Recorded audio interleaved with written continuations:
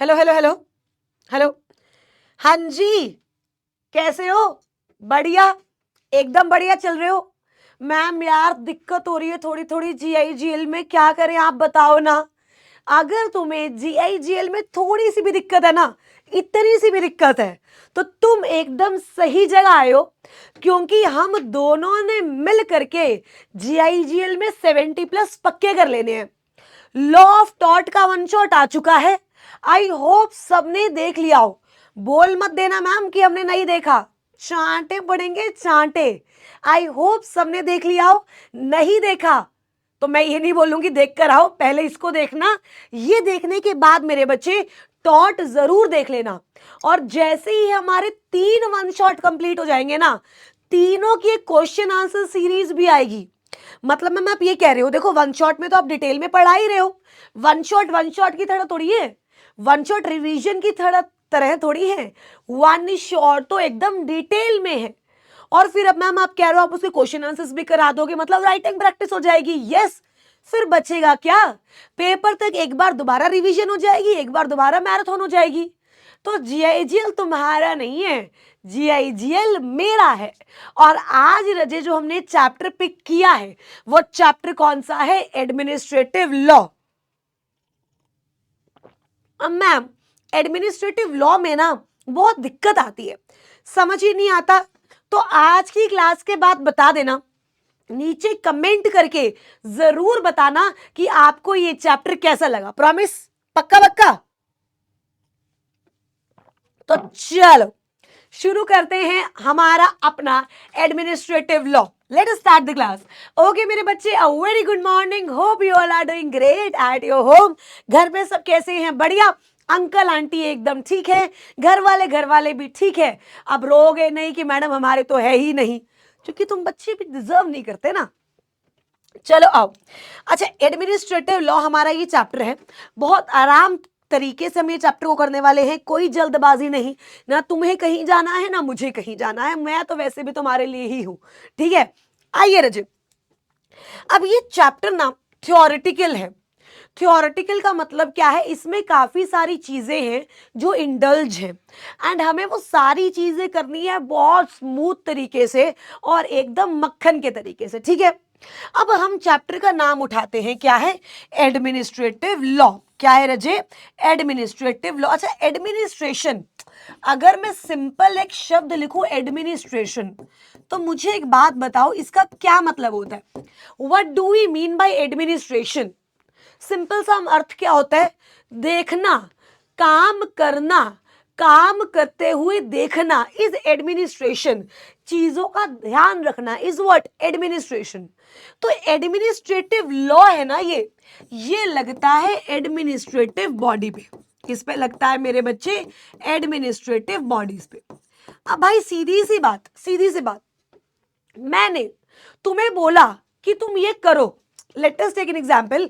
मैंने तुम्हें ये बोला कि भाई तुम जीआईजीएल का ना एक चार्ट बनाओ, जीआईजीएल का एक चार्ट बनाओ, एक पेज में एक चैप्टर, एक पेज में एक चैप्टर। टोटल अगर 18 चैप्टर हैं तो 18 पेजेस में जीआईजीएल खत्म। अब समझो, ये मैंने तुम्हें करने को बोला, कर कौन रहा है यहां पर? तुम।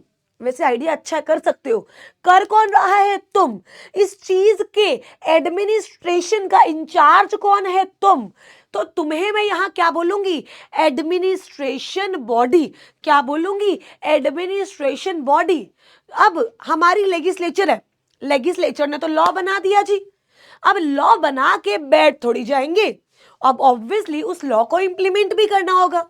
उस लॉ को इंप्लीमेंट करने के लिए हमारे पास आती है एग्जीक्यूटिव बॉडी, जिसको हम एडमिनिस्ट्रेटिव बॉडी भी बोलते हैं। वो एडमिनिस्ट्रेटिव बॉडी सही से काम कर रही है या नहीं, ये देखना भी तो जरूरी है। इसी के लिए मेरे बच्चे बनाया जाता है एडमिनिस्ट्रेटिव लॉ। अब जब मैंने टॉट कराया था, तब टॉट में भी हमने करा था कि भाई टॉट का अलग कोई एक्ट नहीं है, टॉट एक कॉमन लॉ है। लाइकवाइज जो एडमिनिस्ट्रेशन भी है, ये भी क्या है? Common law. ये कहीं बनाया नहीं गया। पार्लियामेंट ने पास नहीं किया, राइट। बहुत ज्यादा जगहों से ये निकल कर आता है। अब हम लोग बात करते हैं कि यूजुअली हम पढ़ते हैं कि 3 तरीके की बॉडी होती है, legislature, executive, judiciary. LEJ, legislature, executive, judiciary. अच्छा, लेजिस्लेचर क्या करती है मैम? लॉ बनाती है।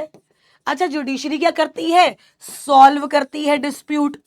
एग्जीक्यूटिव क्या करती है? इम्प्लीमेंट करती है लॉ। अगर आप देखो, लॉ बन गया लेकिन अगर कोई इंप्लीमेंट ही ना करे, क्या उस लॉ का कोई फायदा है? नहीं है।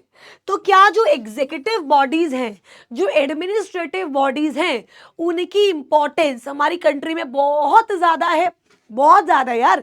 ROC ले लो, पोस्ट ऑफिस ले लो, इनकम टैक्स डिपार्टमेंट ले लो, यही तो लोग हैं जो जितने भी एक्ट्स बने हैं उनको कैरी आउट कर रहे हैं।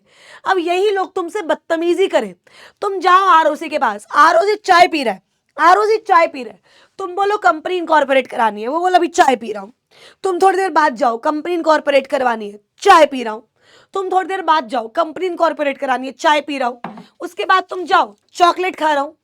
यार आप समझो मेरी बात, क्या यहाँ पे वो अपनी पावर का मिसयूज कर रहे हैं? यस और नो?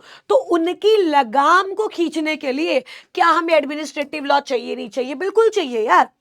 तो बहुत ही क्लियर रखना, बहुत ही क्लियर कि भाई देख, जो बंदा लॉ को इंप्लीमेंट कर रहा है उसके पास भी कुछ राइट्स, कुछ ड्यूटीज होनी चाहिए, और ये चैप्टर उसके राइट्स और ड्यूटीज के बारे में ही बात करता है। So simple, so easy. कुछ डिफिकल्ट लगा क्या?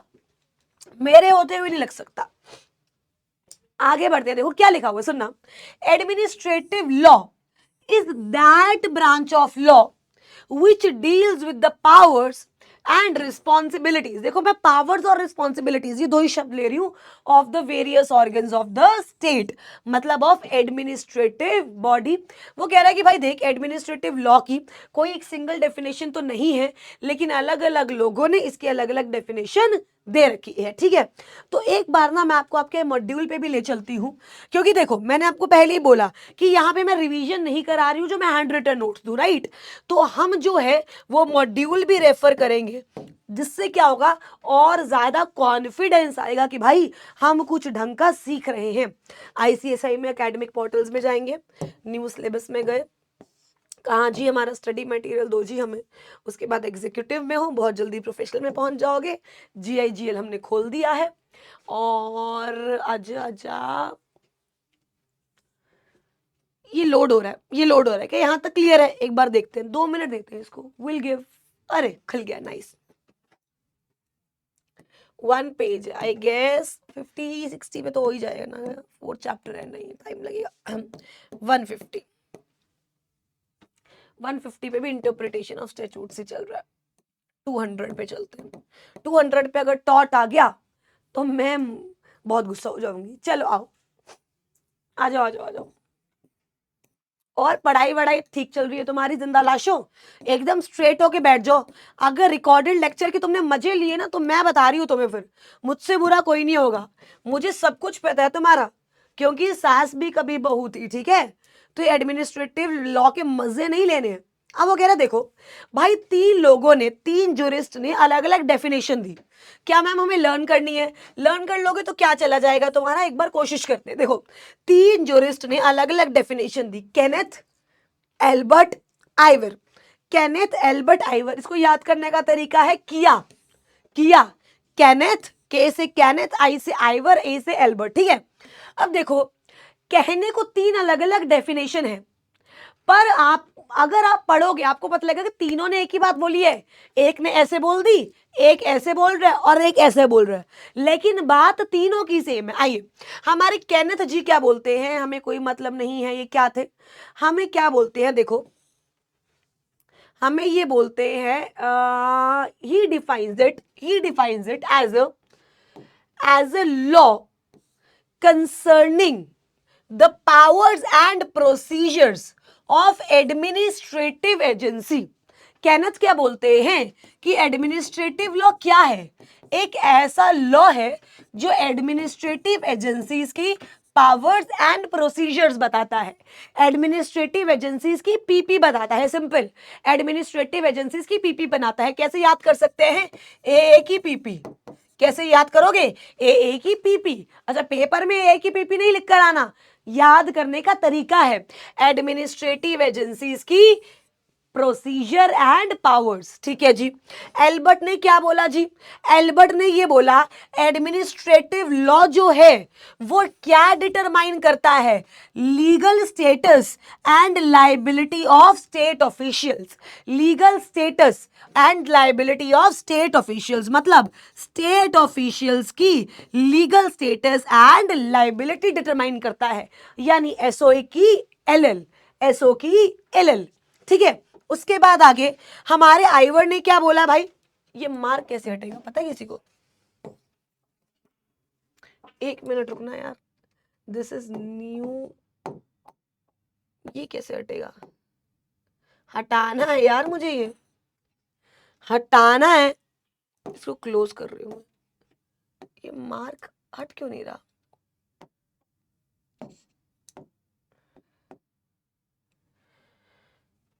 क्लीन कर दू ना, एक मिनट रुको यार, ये क्या है?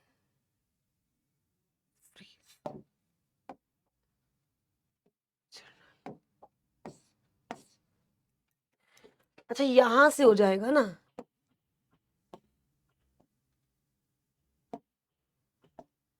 हो गया, देखो हो गया। आइवर क्या बोलता है? आइवर ये बोलता है कि it determines the organisation powers and duties of administration authority. क्या बोलता है?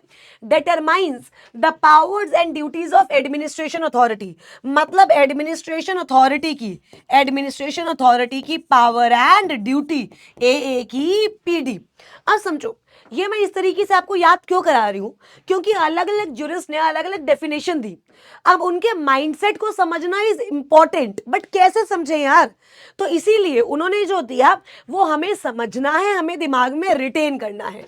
तो आइए एक बार इसका तरीका देखते हैं, एक बार इसका तरीका देखते हैं। भाई तो नीचे जा।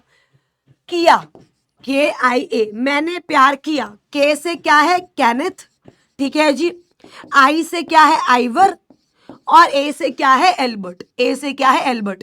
अच्छा, क्या मैं ये पेपर में पूछेंगे? नहीं, लेकिन अगर तुम लिखाओ तो भाई कसम से मैं बोल रही हूं, मैं तो एकदम लव यू हो जाएगा तुमसे, अगर तुम ये लिखाओ। अच्छा, कैनेथ ने क्या बोला है?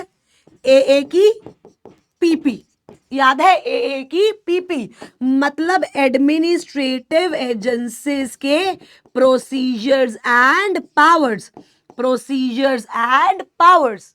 एल्बर्ट ने क्या बोला है? एसओए की ए, एसओए की ए मतलब स्टेट ऑफिशियल की।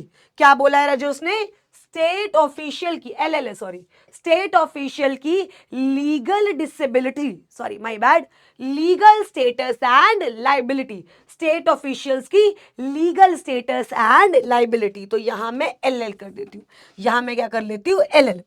और आइवर ने क्या बोला है? हाँ जी, आइवर क्या बोलता है रजे? आइवर बोलता है एडमिनिस्ट्रेटिव अथॉरिटीज की पावर्स एंड ड्यूटी। सबसे simple example, state of sorry administrative authorities की powers and duties, administrative authorities की पावर्स एंड ड्यूटीज। एक बार दोबारा, केनेथ क्या बोलता है? केनेथ ए की पीपी, ए की पीपी। एल्बर्ट क्या बोलता है? स्टेट ऑफिशियल की legal status and liability, state official का legal status and liability. Ivor क्या बोलता है? एडमिनिस्ट्रेटिव एजेंसीज की पावर्स एंड ड्यूटीज। मैम अगर देखा जाए तो बात तो तीनों ये एक ही कर रहे हैं, बिल्कुल मेरे बच्चे, बात तीनों एक ही कर रहे हैं, बस कहने का तरीका थोड़ा सा जो है वो अलग अलग है। यहां तक क्लियर है? क्वेश्चन नंबर 1 क्लियर है? एडमिनिस्ट्रेटिव लॉ क्या होता है और उसकी डेफिनेशन। दूसरा है why we need administrative law. Question क्या है बच्चे? Why we need administrative law. Administrative law चाहिए क्यों? तो मैंने बोला, मेरी बात सुनना ध्यान से, अगर एडमिनिस्ट्रेटिव अथॉरिटीज पे कोई चेक ना हो, आरओसी, इनकम टैक्स ऑफिसर्स है, कोई पासपोर्ट ऑफिसर्स है, इन पे अगर कोई चेक ना हो तो ये एसबीआई के एम्प्लॉयज जैसे हो जाएंगे जिनका 24 घंटे लंच टाइम चल रहा है भाई। तुम जाओ, तुमसे कोई बदतमीजी से बात करे, तुम जुडिशरी के पास जा सकते हो, यस और नो। तो क्या एडमिनिस्ट्रेटिव लॉ की जरूरत है? क्यों? ताकि डिक्टेटरशिप ना हो, ये वर्ड याद रखना, ताकि डिक्टेटरशिप ना हो और लोगों को ऑप्रेस ना किया जाए। और लोगों को क्या ना किया जाए? ऑप्रेस। तो चीजें होनी चाहिए ताकि डिक्टेटरशिप ना हो और लोगों को ऑप्रेस ना किया जाए। अगर बाई चांस सवाल आ जाता है एडमिनिस्ट्रेटिव लॉ की क्या जरूरत है, तो आप लिख सकते हो ताकि डिक्टेटरशिप ना हो और ऑपरेशन ना हो। क्या यहां तक क्लियर है? आगे बढ़े। वो क्या कह रहे हैं देखो, mainly there are 3 organs of a state legislator. State, एक तो एग्जीक्यूटिव, एक लेजिस्लेचर और एक जुडिशरी, LEJ, लेजिस्लेचर, एग्जीक्यूटिवरी और जुडिशरी। अब सुनना, हम ये बोलते हैं लेजिस्लेचर लॉ बनाता है, ठीक है। तुम्हें नहीं लगता जुडिशरी के जो जजमेंट्स होते हैं कहीं ना कहीं वो भी एक तरीके का लॉ ही होता है? अब भाई अगर आपको याद हो, सुप्रीम कोर्ट ने इलेक्टोरल बॉन्ड्स बैन कर दिए, ठीक है। इलेक्टोरल बॉन्ड्स हम डायरेक्टर्स के चैप्टर में पढ़ेंगे। सुप्रीम कोर्ट ने वो बैन कर दिया। मुझे एक बात बताओ, क्या ये भी तो एक तरीके का लॉ ही है ना? जो जजमेंट आती है वो भी क्या है? लॉ। तुम्हें लगता है एग्जीक्यूटिव बॉडी भी लॉ बनाती है? मैम एग्जीक्यूटिव कैसे लॉ बना देगी? नालायको, तुम अगर कंपनी लॉ पढ़ रहे हो और अगर फिर भी तुम ये नहीं समझे तो कसम से डूब के थोड़े से मर जाओ। तो मुझे एक बात बताओ, कंपनी लॉ पार्लियामेंट ने बनाया, यस और नो, लेकिन क्या एमसीए के पास पावर है रूल बनाने की? बिल्कुल। क्या हम बेयर एक्ट जब हम पढ़ते हैं तो क्या एक्ट के साथ साथ रूल्स कनेक्ट करके पढ़ते हैं? बिल्कुल। तो मतलब जो एग्जीक्यूटिव बॉडी है क्या वो भी रूल्स के थ्रू लॉ बना सकती है? बिल्कुल। अब वो कह रहा है एग्जीक्यूटिव का काम अब लॉ भी बना सकती है वो, और उसको लॉ को एडमिनिस्ट्रेशन भी करना है। उसको लॉ का क्या करना है? एडमिनिस्ट्रेशन। तो मुझे एक बात बताओ, उस पे चेक होना जरूरी है या नहीं? आपने बोला मैम बिल्कुल जरूरी है। देखो क्या लिखा हुआ है, legislature is responsible for making laws, executive is responsible with the implementation of laws and judiciary responsible for reviewing laws। और भाई की एग्जीक्यूटिव बॉडी अपनी पावर सही से एक्सरसाइज कर रही है या नहीं कर रही है? क्या यहां तक क्लियर है? पक्का पक्का। वो कह रहे कभी कभी एग्जीक्यूटिव भी जो है वो लॉ बना देती है, वो पॉलिसीज बना देती है, ठीक है। मतलब अगर वो पॉलिसी बनाएगी, क्या वो अपनी लेजिस्लेचर पावर की एक्सरसाइज कर रही है? बिल्कुल, सिंपल, सॉर्टेड। अगला है सोर्सेज ऑफ एडमिनिस्ट्रेटिव लॉ। जो आप ये बार बार बोलते हो कि एडमिनिस्ट्रेटिव लॉ लॉ लॉ, भाई ये आया कहां से? ये बात लिखी कहां हुई है? तो सबसे पहले हम लोग पढ़ेंगे sources of administrative law, and there are 4 sources of administrative law. This topic मेरे बच्चे इज रियली रियली इंपॉर्टेंट, ठीक है। 4 सोर्सेज हैं। सबसे पहले 4 सोर्सेज को याद करते हैं। कॉन्स्टिट्यूशन ऑफ इंडिया, एक्ट्स या स्टैट्यूट्स, ऑर्डिनेंस, नोटिफिकेशन, सर्कुलर, और जुडिशियल प्रोसीडिंग्स। जुडिशियल प्रोसीडिंग्स देखो, सीएओजी, ओजीसीए कुछ भी बोल सकते हो, सीएओजी। सी मतलब कॉन्स्टिट्यूशन, ए मतलब एक्ट, ओ मतलब ऑर्डिनेंस, जे मतलब जुडिशियल डिसीजंस। वो कह रहा है इन चार तरीकों से एडमिनिस्ट्रेटिव एजेंसीज को पावर्स मिलती हैं, एडमिनिस्ट्रेटिव एजेंसीज के ऊपर ऑब्लिगेशन डालती है, और ये 4 सोर्सेज हैं जिनसे आपका एडमिनिस्ट्रेटिव लॉ जो है वो बनता है। वो कह रहा है सबसे पहला क्या है? Constitution of India. Constitution of India वो कह रहा है कि भाई देख देख, सीजी और एसजी दोनों के पास पावर है। दोनों के पास क्या है? पावर। आर्टिकल 73 जो है ये बोलता है कि the executive power of the union shall extend to the matters with respect to which the parliament has power to make laws। और likewise सीजी लॉ बना सकती है आर्टिकल 73 के बेसिस पर, और एसजी लॉ बना सकती है आर्टिकल 162 के बेसिस पर। 62 नहीं है, 162 होगा। मैं आपको एक बार दिखा भी देती हूँ रचित, मैं आपको एक बार दिखा भी देती हूँ। Constitution of India, constitution of India, आइए। पीडीएफ चाहिए ना मुझे, तो हिंदी वर्जन चाहिए तुम्हें, कौन सा इंग्लिश वर्जन चाहिए भाई हमें? आओ 1 मिनट रुकना, मैं आपको दिखाती हूँ आर्टिकल 73 और आर्टिकल 162। आइए, कहाँ गया कहाँ गया कहाँ गया आइए देखो क्या लिखा हुआ है, extent of executive power of the union subject to the provision of constitution, the executive power of the union shall extend to the matters with respect to which parliament has power to make laws to and to exercise such rights, authorities and jurisdiction as are exercisable by the government। मतलब वो क्या कह रहे हैं कि CG के पास law बनाने की पावर आर्टिकल 73 से आई है और एसजी के पास लॉ बनाने की पावर कहां से आई है? आर्टिकल 162 से आई है। कहां से आई है रजे? आर्टिकल 162 से। दूसरा, इन एडमिनिस्ट्रेटिव बॉडीज को पावर देता कौन है? वो कहता है एक्ट पावर देता है, स्टैट्यूट्स पावर देते हैं। इसका मतलब एमसीए को किसने पावर दी है? कंपनीज एक्ट ने। एनसीएलटी किसने स्टैब्लिश की है? कंपनीज एक्ट ने। इनकम टैक्स ट्राइब्यूनल किसने स्टैब्लिश किया? इनकम टैक्स एक्ट ने, राइट। वो क्या कहते हैं कि ये एडमिनिस्ट्रेटिव बॉडीज है, इनके पास पावर क्या एक्ट से भी आ सकती है? यस। क्या स्टैट्यूट से भी आ सकती है? यस। क्या कॉन्स्टिट्यूशन से भी आ सकती है? यस। देखो क्या लिखा है, act passed by the central and the state governments for maintenance of peace and order, tax collection, economic and social growth, empower the administrative organs to carry out various tasks necessary for it। तो ma'am मतलब आप ये कह रहे हो कि देखो, मान लो कोई एडमिनिस्ट्रेटिव बॉडी है, मतलब एमसी है, तो उसके पास जो पावर है सबसे पहले तो वो आता है कॉन्स्टिट्यूशन से। यस, कॉन्स्टिट्यूशन ने बोला है आर्टिकल 73 कि सीजी तू लॉ बना ले, आर्टिकल 162 कि एसजी तू लॉ बना ले। यस, बिल्कुल ठीक। उसके बाद एडमिनिस्ट्रेटिव बॉडीज के ऊपर एक्ट और स्टैट्यूट्स भी इनको पावर दे देते हैं, बिल्कुल। जैसे एमसीए के पास पावर कहां से आई? कंपनीज एक्ट से। उसके बाद देखो, जब पार्लियामेंट सेशन में नहीं होती तो प्रेसिडेंट के पास ये ऑप्शन होता है कि वो ऑर्डिनेंसेस बना सके। कि वो क्या बना सके? ऑर्डिनेंसेस। और अगर वो ऑर्डिनेंस नहीं बना रहे तो कुछ नोटिफाई कर दे, कोई सर्कुलर इशू कर दे। अब जब कोई भी सर्कुलर इशू हुआ, कोई भी नोटिफिकेशन आया, कोई भी ऑर्डिनेंस पास हुआ, क्या वो भी एडमिनिस्ट्रेटिव बॉडी को रेगुलेट कर सकता है? बिल्कुल। क्या वो भी एडमिनिस्ट्रेटिव बॉडी को पावर दे सकता है? यस। उसके ऊपर ऑब्लिगेशन डाल सकता है, बिल्कुल। देखो क्या लिखा हुआ है, ordinances are issued when there are unforeseen developments and the legislature is not in session.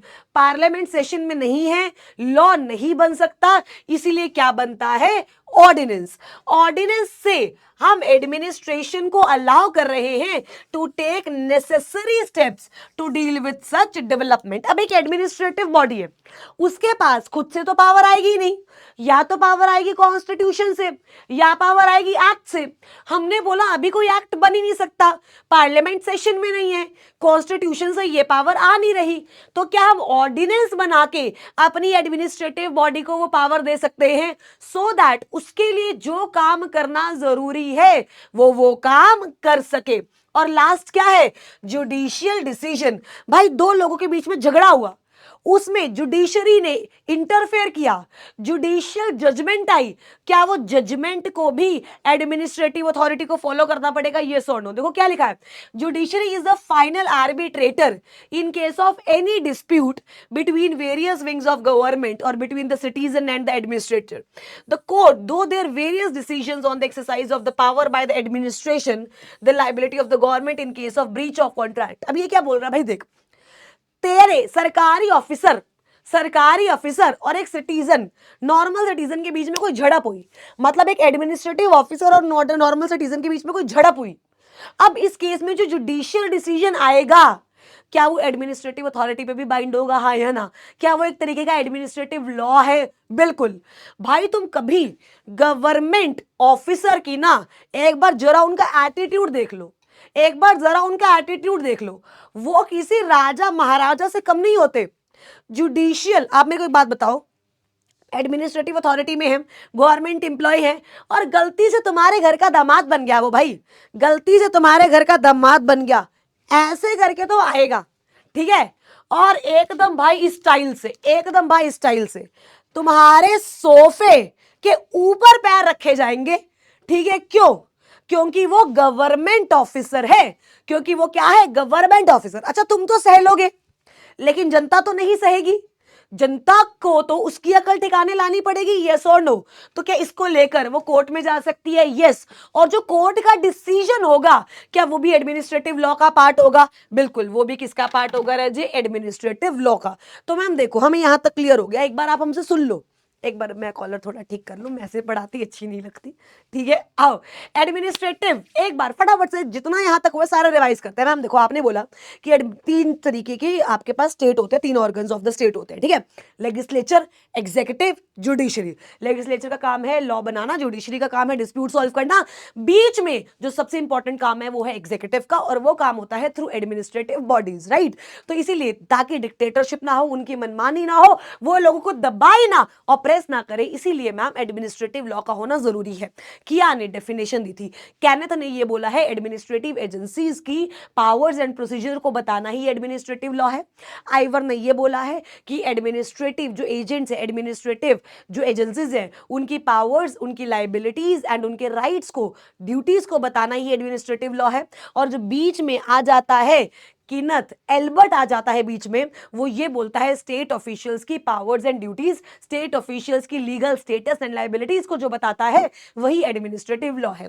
फिर हमने पढ़ा सोर्सेज, मतलब कहां से एडमिनिस्ट्रेटिव जो लॉ है वो फ्लो करता है। हमने बोला चार है, कॉन्स्टिट्यूशन है, आर्टिकल याद रखना, कॉन्स्टिट्यूशन आर्टिकल 73, आर्टिकल 162, उसके बाद ऑर्डिनेंस, नोटिफिकेशन, सर्कुलर, उसके बाद एक्ट, एंड लास्ट में जुडिशियल डिसीजन। मुझे बता दो क्या कुछ मुश्किल लग रहा है? जल्दी जल्दी, कुछ मुश्किल लग रहा है तो बता दो, कुछ मुश्किल लग रहा है बता, फटाफट जल्दी बता दो, जल्दी, पक्का? ठीक है। अब सिंपल सी बात है भाई, सिंपल सी, देखो मेरी लाइफ मेरे पेरेंट्स के कंट्रोल में है, मेरी लाइफ मेरे पेरेंट्स के का है कंट्रोल में, लेकिन जिंदगी में कुछ डिसीजन तो मैं ले सकती हूं ना। सीधी सी बात, जिंदगी में कुछ डिसीजन तो ले सकते हो या कुछ डिसीजन नहीं ले सकते? बताओ मुझे, कुछ डिसीजंस लेने के कैपेबल हो या कोई डिसीजन लेने के कैपेबल नहीं हो? मैम आपने कहा कैपेबल तो है, बिल्कुल कैपेबल है। अब आप सिंपल सी बात, मेरी बात समझो, एडमिनिस्ट्रेटिव आपका अथॉरिटी है, ठीक है? उस पर तुमने लाइबिलिटी लगा दी, लाइबिलिटी लगा दी, लेकिन उसको कोई राइट नहीं दिया, उसको कोई राइट नहीं दिया। तो सिंपल सी एक बात बताइएगा जी, क्या वो गलत हो जाएगा? नहीं हो जाएगा भाई, वो बहुत गलत हो जाएगा, वो बहुत गलत हो जाएगा। अब मेरे को कहीं जाना है, मेरे को मेरे घर वालों से परमिशन लेनी है, लेकिन मान लो मेरा कुछ खाने का मन कर रहा है, वो तो मैं खा ही सकती हूँ, या मैम उसके लिए भी तो पैसे चाहिए और वो तो घर वाले ही देंगे ना। लायको कहने का क्या मतलब है कि थोड़ी बहुत ही तुम्हारी जिंदगी की डिस्क्रिशन तुम्हारे पास भी होगी, यस और नो। इसी को क्या बोला जाता है? Administrative discretion. क्या बोला जाता है? Administrative discretion. कि भाई तुम्हारे पास, एग्जाम्पल, तुम्हारे पास 10 ऑप्शन अवेलेबल है, तुम चूज कौन सा करोगे? जो तुम्हें बहुत ज्यादा पसंद आए, जो तुम्हें देखने में अच्छा लगे। अरे मैडम यार 10 छोड़ो, एक आ जाए बहुत बड़ी बात है, हमारे पास तो एक भी नहीं आता। तुम्हारे पास नहीं आता ना बच्चे, लेकिन समझो मैं एक एडमिनिस्ट्रेटिव अथॉरिटी हूं, मुझे लॉ इंप्लीमेंट करना है, इंप्लीमेंटेशन के कुछ तरीके मेरे सामने पड़े हैं। अब क्या इतनी डिस्क्रिशन मेरे पास होनी चाहिए to choose among the various available options, yes और नो? बिल्कुल होनी चाहिए। वो कह रहा है एक स्टेट ऑफिशियल के पास जब ये डिस्क्रिशन होती है, उस डिस्क्रिशन को क्या बोला जाता है? Administrative discretion. क्या बोला जाता है? Administrative discretion. देखो लैंग्वेज पढ़ो, it is nearly impossible for the government to function without giving some discretion. भाई साहब फंक्शन कैसे करेगी अगर हर एक टाइम पे आप अप्रूवल ही रहते रह जाओगे? तो आप काम कम करोगे। वो क्या कह रहा है? देखो एडमिनिस्ट्रेटिव डिस्क्रिशन का क्या मतलब होता है? Freedom of administrative authority. Words याद करो, freedom of administrative authority to choose among various alternative options but with reference to the rule of reason and justice। सीधी सी बात, मुझे ये अच्छा लग रहा है, ये नहीं चलेगा। तुम्हारे पास 10 ऑप्शंस है, 10 में से you are choosing one, you have to choose it with reference to the reason and justice. कि भाई ये चीज हमारे देश के लिए अच्छी है, ये चीज जस्टिस के लिए अच्छी है, ये चीज लॉ को कंप्लाई कर रही है। सिंपल। सिंपल। एक बार आओ, एक बार फटाफट से एडमिनिस्ट्रेटिव डिस्क्रिशन समझते हैं। एडमिनिस्ट्रेटिव डिस्क्रिशन क्या होता है, जल्दी जल्दी। इट इज द फ्रीडम, मेरे पीछे बोलेंगे सारे बच्चे, सारे बच्चे, जो जो पास होना चाहता है, जो जो पास होना चाहता है वो मेरे पीछे बोलेगा, मेरे साथ साथ बोलेगा। It is the freedom, it is the freedom of administrative authority, it is the freedom of administrative authority to choose among various alternatives, to choose among various alternatives, but with reference to rules and reasons of justice, to rules of reasons and justice। फटाफट दोबारा दोबारा दोबारा दोबारा दोबारा। Administrative discretion is the freedom of administrative agencies to choose from the various options based on the rule of reason and justice। Clapping guys, बहुत बढ़िया, गजब भाई, तुम गजब हो, एकदम गजब। Not according to the personal whims, मतलब मेरे को सही लगता है, मेरे को ये लगता है, मेरे को वो लगता है, नहीं चलेगा। तुम देश के लिए आए हो, तुम देखो देश के लिए क्या अच्छा है, सिंपल, बात खत्म। पर्सनल डिस्क्रिशन रजी आ सकता है। अब वो क्या कह रहा है, देखो, the exercise of discretion should not be arbitrary. Arbitrary मतलब कभी कभी ऐसा होता है ना, ऐसे चूज करो, होता है, कभी किया तुमने ऐसा? मैं यूजुअली अपनी मम्मी के साथ करती हूँ। जब मान लो मेरे को कोई डाउट हो रहा है, या मेरे को ना कोई मान लो ऑनलाइन ड्रेस पसंद आ रही है, मुझे लग रहा है शिवानी खर्चा तो हो गया है, तो मैं अपनी मम्मी के आगे ऐसे रखती हूँ, चूज वन, चूज वन। अच्छा, उन्होंने जो भी चूज करी वो फाइनल होता है। अब ये डिसीजन में मेरा दिमाग लगा या हवा में ले लिया? हवा में ले लिया। भाई ऐसे नहीं करोगे, बताओ क्या करे, चलो एडमिनिस्ट्रेटिव अथॉरिटी गई, बताओ क्या करे। वो कह रहा है आर्बिट्रेरी नहीं होना चाहिए, it should not be vague, it should be based on the principle कि भाई तुम देश के लिए सही करो, रीजनिंग लगाओ, शब्द पे देखो, शब्दों पे। It should not be arbitrary, it should not be vague, it should not be fanciful. Vague and फेंसीफुल, फेंसीफुल का मतलब अपनी मर्जी से कुछ नहीं कर सकते। It should be backed by legal laws. क्या ठीक है? आओ, अगर एक बार तो मैं एडमिनिस्ट्रेटिव डिस्क्रिशन लिखवाऊं अपनी लैंग्वेज में, जो याद किया वो लिखवा रही हूं, जो याद किया वो। सीधी सी बात है, देखो चैप्टर कंप्लीट करने का मतलब ये नहीं होता कि भाई चलो चलो चलो चलो चलो चलो चलो चलो चलो, नहीं, मतलब होता है थोड़ा करो रुक जाओ, थोड़ा करो रुक जाओ। ठीक है, आ जाओ। एडमिनिस्ट्रेटिव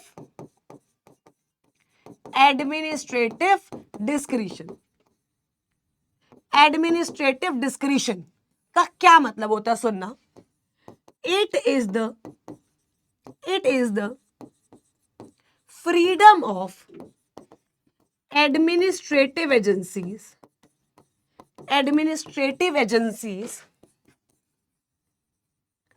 टू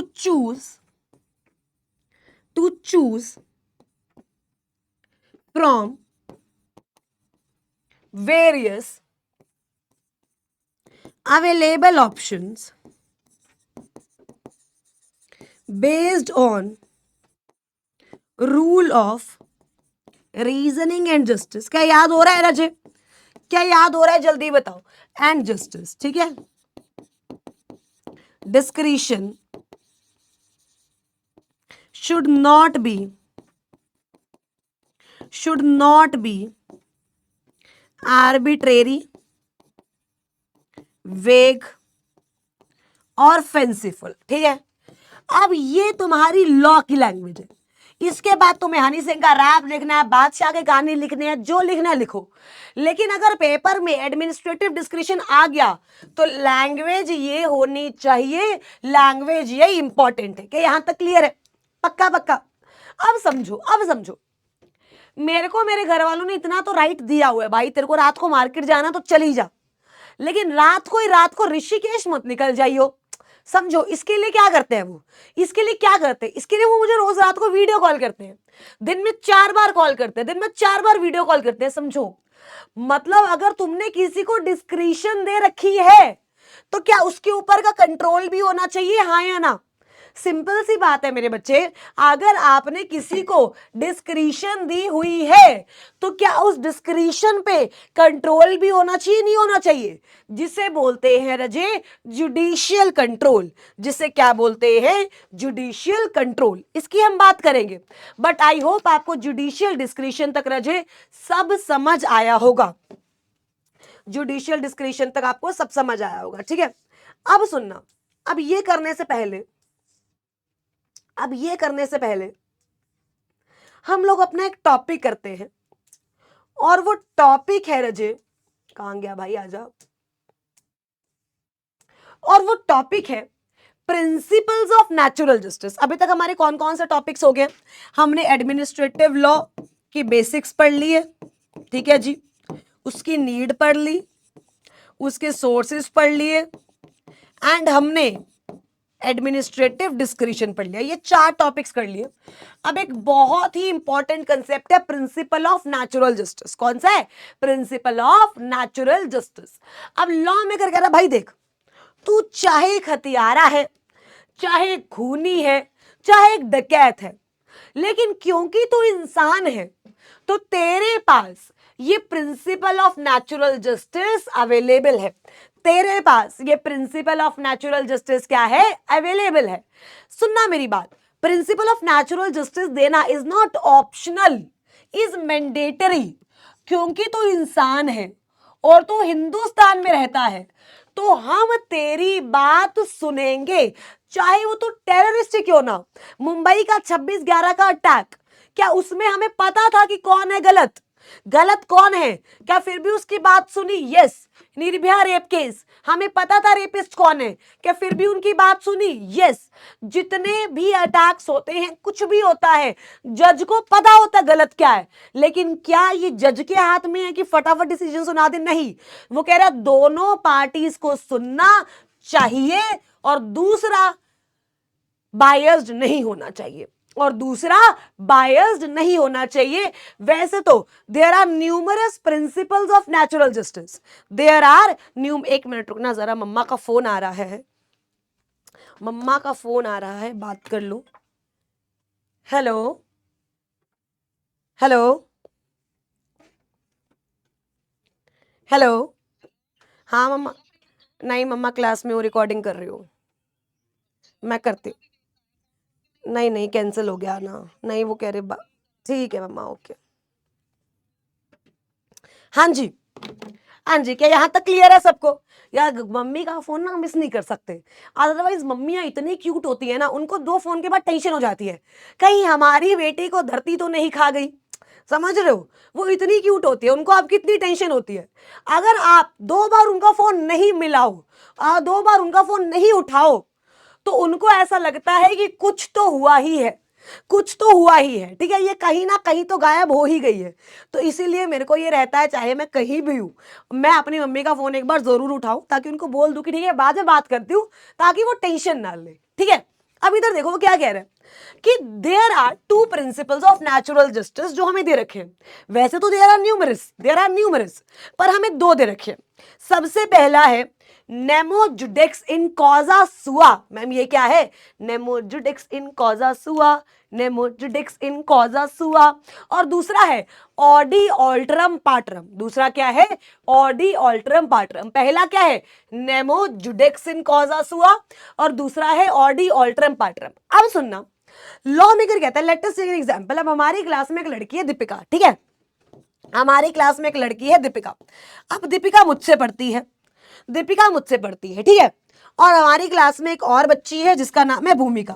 जिसका नाम क्या है? Bhumika. Let us take an example. Bhumika मुझसे नहीं पढ़ती, मैं दीपिका को जानती हूं, मैं भूमिका को नहीं जानती। अब इन दोनों की होगी भाई साहब लड़ाई, गंदे वाली लड़ाई एकदम।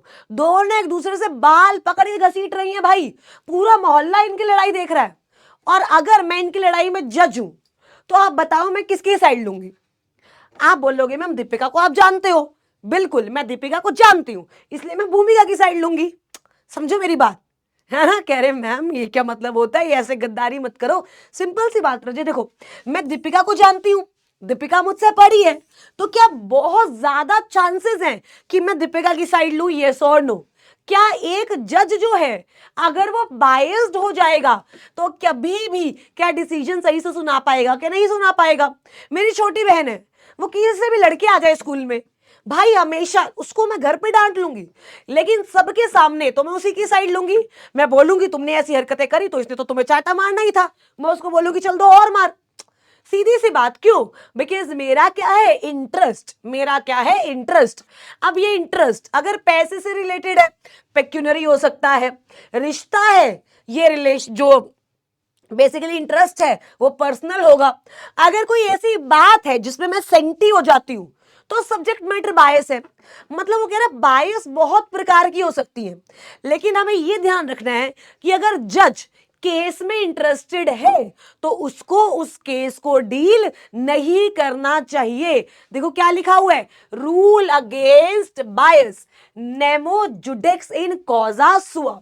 According to this rule no person should be made a judge in his own case।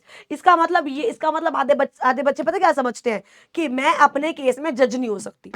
बहुत बढ़िया, बहुत बढ़िया, तालियां, स्लो क्लैप्स गाइस, स्लो। इसका मतलब बच्चे समझते हैं कि मैं अपने ही केस में जज नहीं हो सकती, लेकिन नालायको, जिंदा लाशों, इसका मतलब ये नहीं है। इसका मतलब ये है कि आप एक केस में अगर बायस्ड हो उस केस को आप लीड नहीं कर सकते, उस केस में आप जज नहीं बन सकते। सिंपल सी बात। एग्जाम्पल लेते हैं, मान लो हिंदू मुस्लिम का केस है। अब जैसे क्या होता है, मैं जज हूं, ठीक है, आई एम हिंदू। अब मैं जो है वो गौ को माता बोलती हूं। रोनो गाय माता बोलते हैं हमारे घर में, गौ माता बोलते हैं। हम रोटी खिलाते हैं भाई उनको। हम जो गांव में आज लोग हैं उनके घर ना जाने कितनी कितनी गौ माता है, तो हमारे लिए वो गौ माता है। कृष्ण जी का अगर आप कभी उनके बारे में पढ़ो तो आपको पता होगा कि भाई उनका गौ माता से कितना ज्यादा प्रेम था, कितना ज्यादा लगाव था, ठीक है। तो हमारे लिए guy is the goddess, right. But अगर लेटेस्ट से कोई मुस्लिम आ जाए, अब मान लो मैं जज हूं, एक हिंदू आ रहा है, एक मुस्लिम आ रहा है। मुस्लिम कह रहा है गाय को काट के खाना है, भाई मैं तो सुन के ही पागल हो जाऊंगी, समझो। तो यहां पे क्या जो ये सब्जेक्ट मैटर है, क्या मैं बायस्ड हूं हाँ या ना, सबको पता है डिसीजन क्या आएगा, सबको पता है डिसीजन क्या आएगा। तो जब आप किसी सब्जेक्ट मैटर को लेके बायस होते हो, so that is subject matter bias. तो इस केस में वो क्या कह रहा है, if you are biased towards anything, आपको केस लीड नहीं करना चाहिए। सिंपल सी बात है।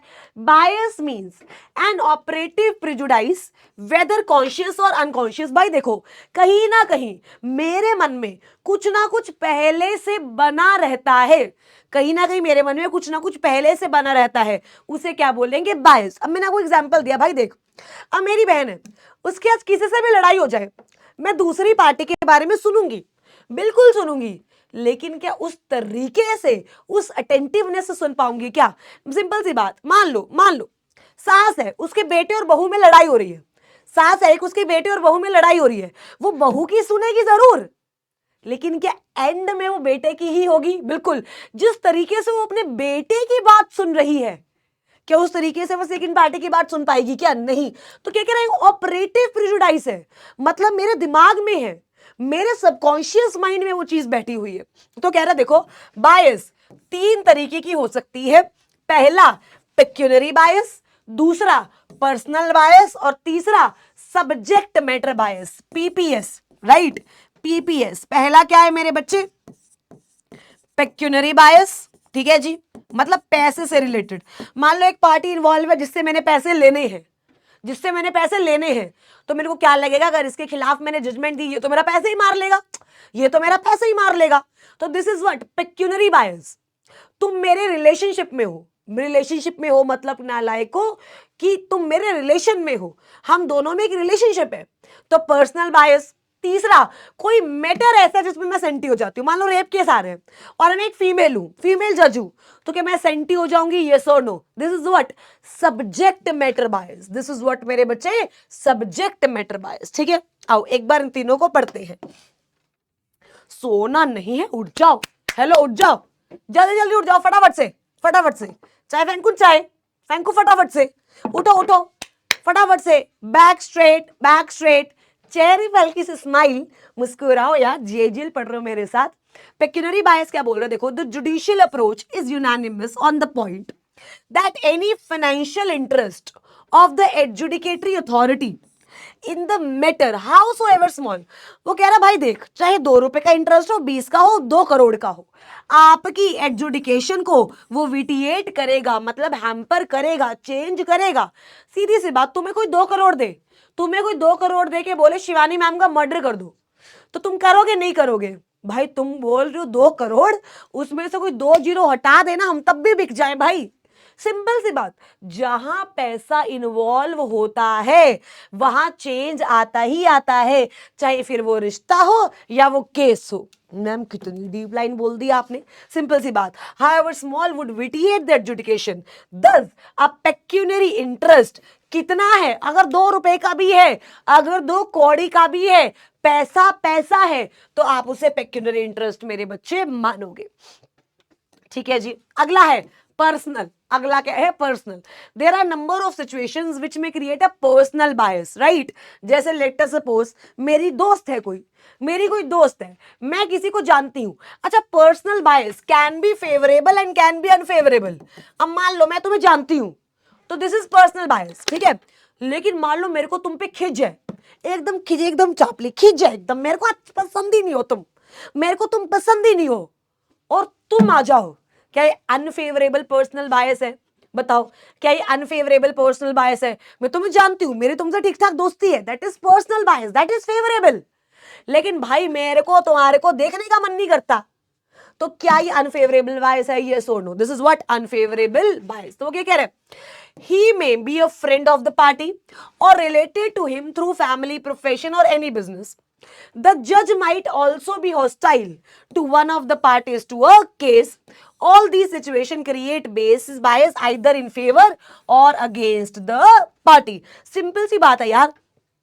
कभी तुम प्राइवेट डॉक्टर्स के क्लिनिक पे जाओ, ठीक है, यूजुअली जो हमारे जैसे पेशेंट्स होते हैं, ठीक है, जिन्होंने स्लिप लिप बनाई है, जो बेचारे 12 बजे से बैठे हैं, उनका नंबर आ रहा है 3 बजे, हम 3 बजे कैबिन में जाते हैं, 3 पे कैबिन के बाहर होते हैं। ये बात रिलेट कर पाओगे बहुत सारे लोग मुझसे। भाई तुम कभी प्राइवेट हॉस्पिटल में, भगवान ना करे कभी जाना पड़े, पर अगर तुम कभी गए हो तो भाई तुम पहले स्लिप बनवानी पड़ती है, स्लिप बनाई तुमने, अब तुम्हें बोला है नंबर आएगा 12 बजे, अब तुम वहां पागलों की तरह कुर्सियों पे बैठे हो, स्टील की कुर्सियों पे, टाइम देख रहे हो, 12 हो गए, 12:30 हो गए, 2।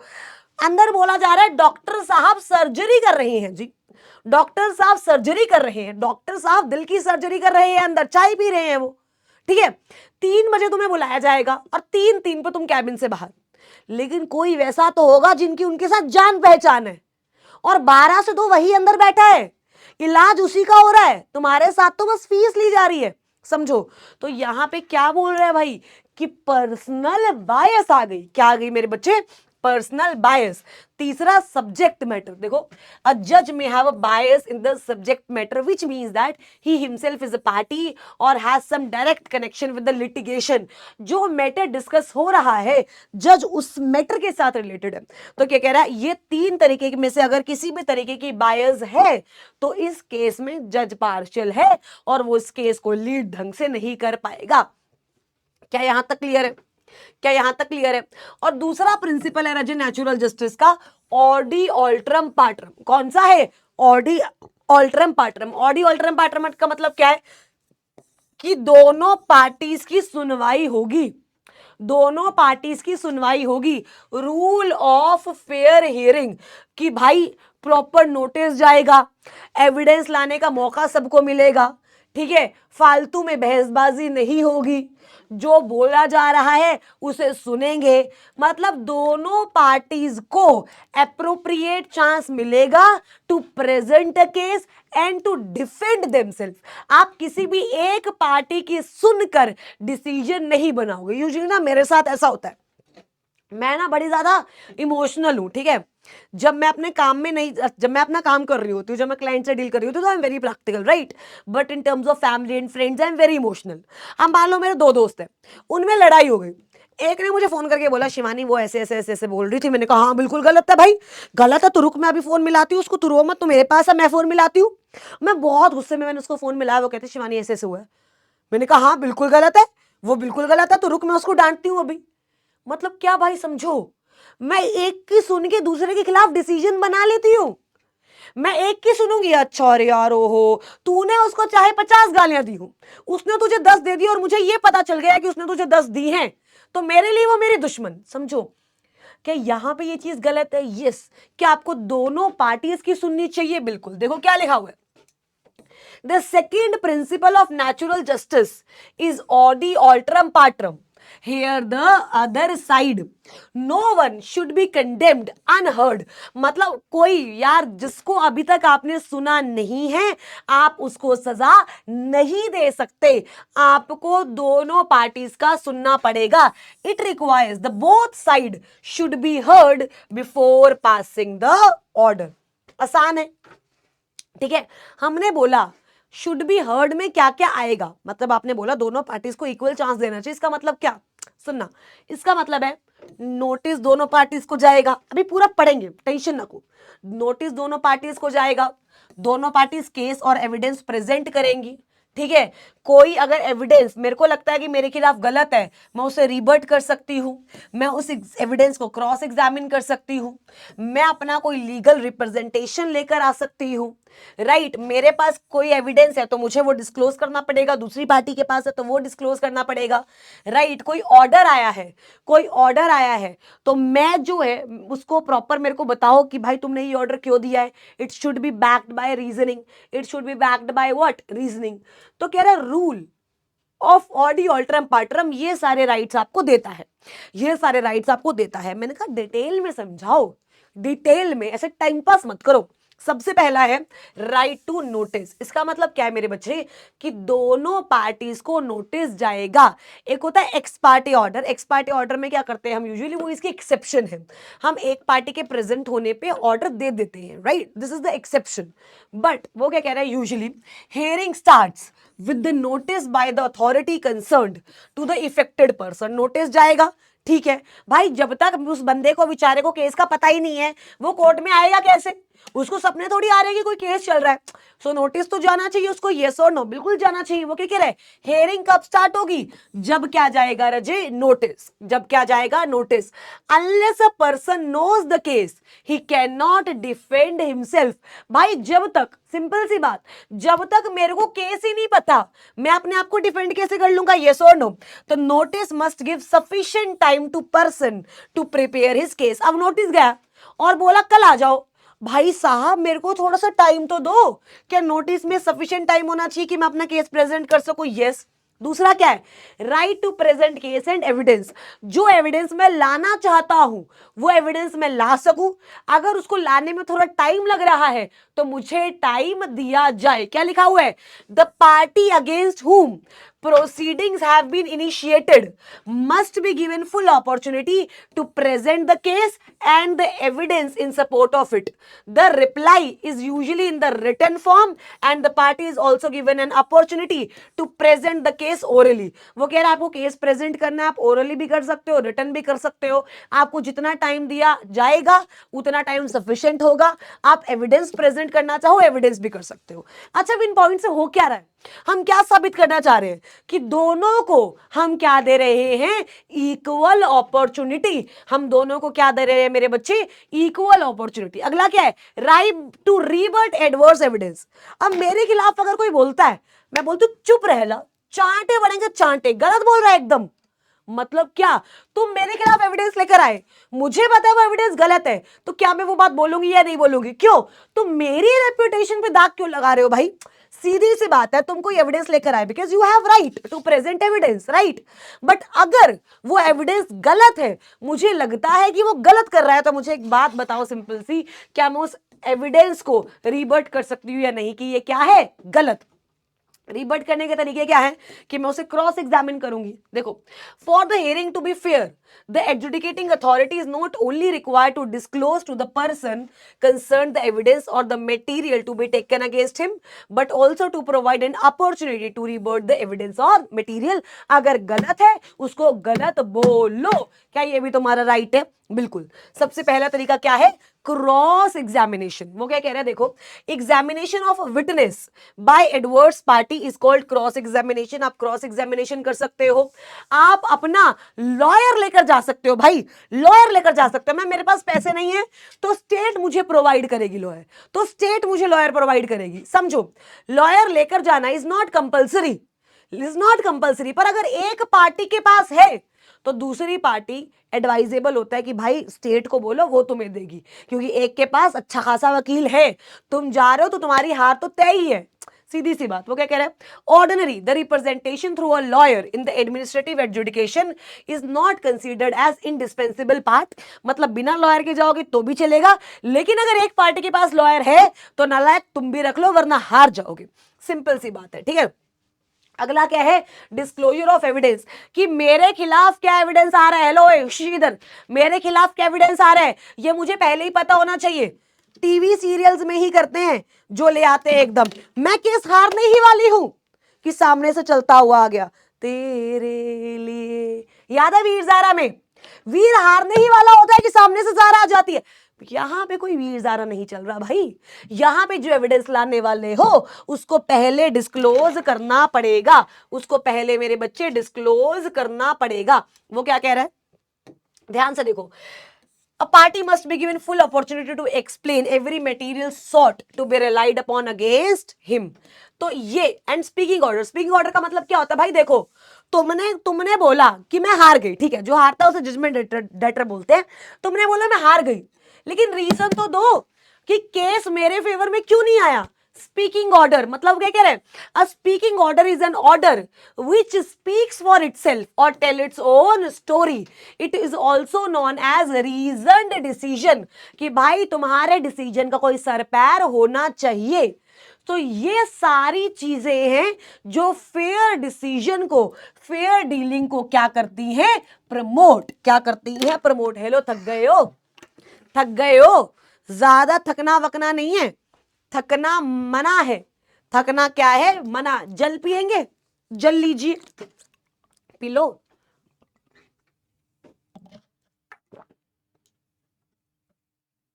सुनो, पास तो आओ, इधर आओ, लेक्चर देख रहे हो, अगर अच्छा लग रहा है लाइक कर देना चुपचाप, शेयर करना भूलना मत, और अपना यार प्यार व्यार थोड़ा कमेंट में दे दिया करो यार, अच्छा लगता है देख के।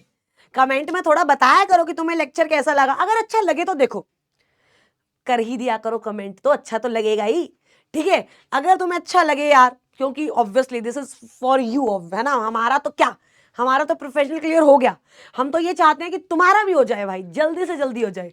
तो रजी, अगर आपको लेक्चर अच्छा लगता हो तो प्लीज कमेंट किया करो, बताया करो कैसा लग रहा है, अपना प्यार दिखाया करो, सो दैट हमें फील हो कि यार आप हमसे कितना ज्यादा प्यार करते हो, जितना हम करते हैं उतना ही आप करते हो, ठीक है। आइए,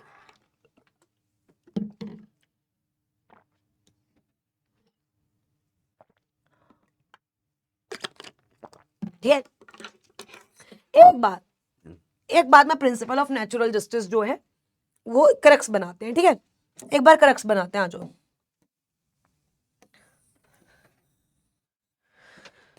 प्रिंसिपल ऑफ नेचुरल जस्टिस, आइए।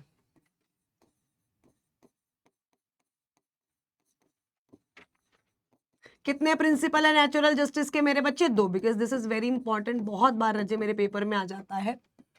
सबसे पहला कौन सा है बच्चे, हाँ जी, सबसे पहला कौन सा है, Nemo judex in causa sua, और दूसरा कौन सा है, ऑडी ऑल्ट्रम पार्टम, ठीक है। नेमो जुडेक्स इन कॉजा सुआ क्या बोलता है रजे, no person should be a judge in his own case, ठीक है, in his own case। और कितने प्रकार की बायस के बारे में बात करता है रजे, 3 प्रकार की बायस के बारे में बात करता है, ठीक है। पहला तो पेक्यूनरी बायस, जज लालची है। दूसरा पर्सनल बायस, और तीसरा कौन सा है रजे, सब्जेक्ट मैटर बायस। तीसरा कौन सा है मेरे बच्चे, सब्जेक्ट मैटर बायस। ठीक है जी, आइए उसके बाद ऑडी ऑल्ट्रम पार्ट्रम क्या बोलता है, रूल ऑफ फेयर हियरिंग। क्या बोलता है, रूल ऑफ फेयर हियरिंग, भाई सबको मौका दिया जाना चाहिए। अच्छा इसमें कौन कौन से पॉइंट आते हैं, इसमें कौन कौन से पॉइंट आते हैं, सबसे पहले देखते हैं। भाई सबसे पहले तो आप बोलते हो नोटिस जाएगा, राइट, नोटिस जाएगा। उसके बाद right to present case and evidence, right to present case and evidence, ठीक है जी, प्रेजेंट केस एंड एविडेंस। उसके बाद हमने बोला right to rebut evidence, right to rebut evidence.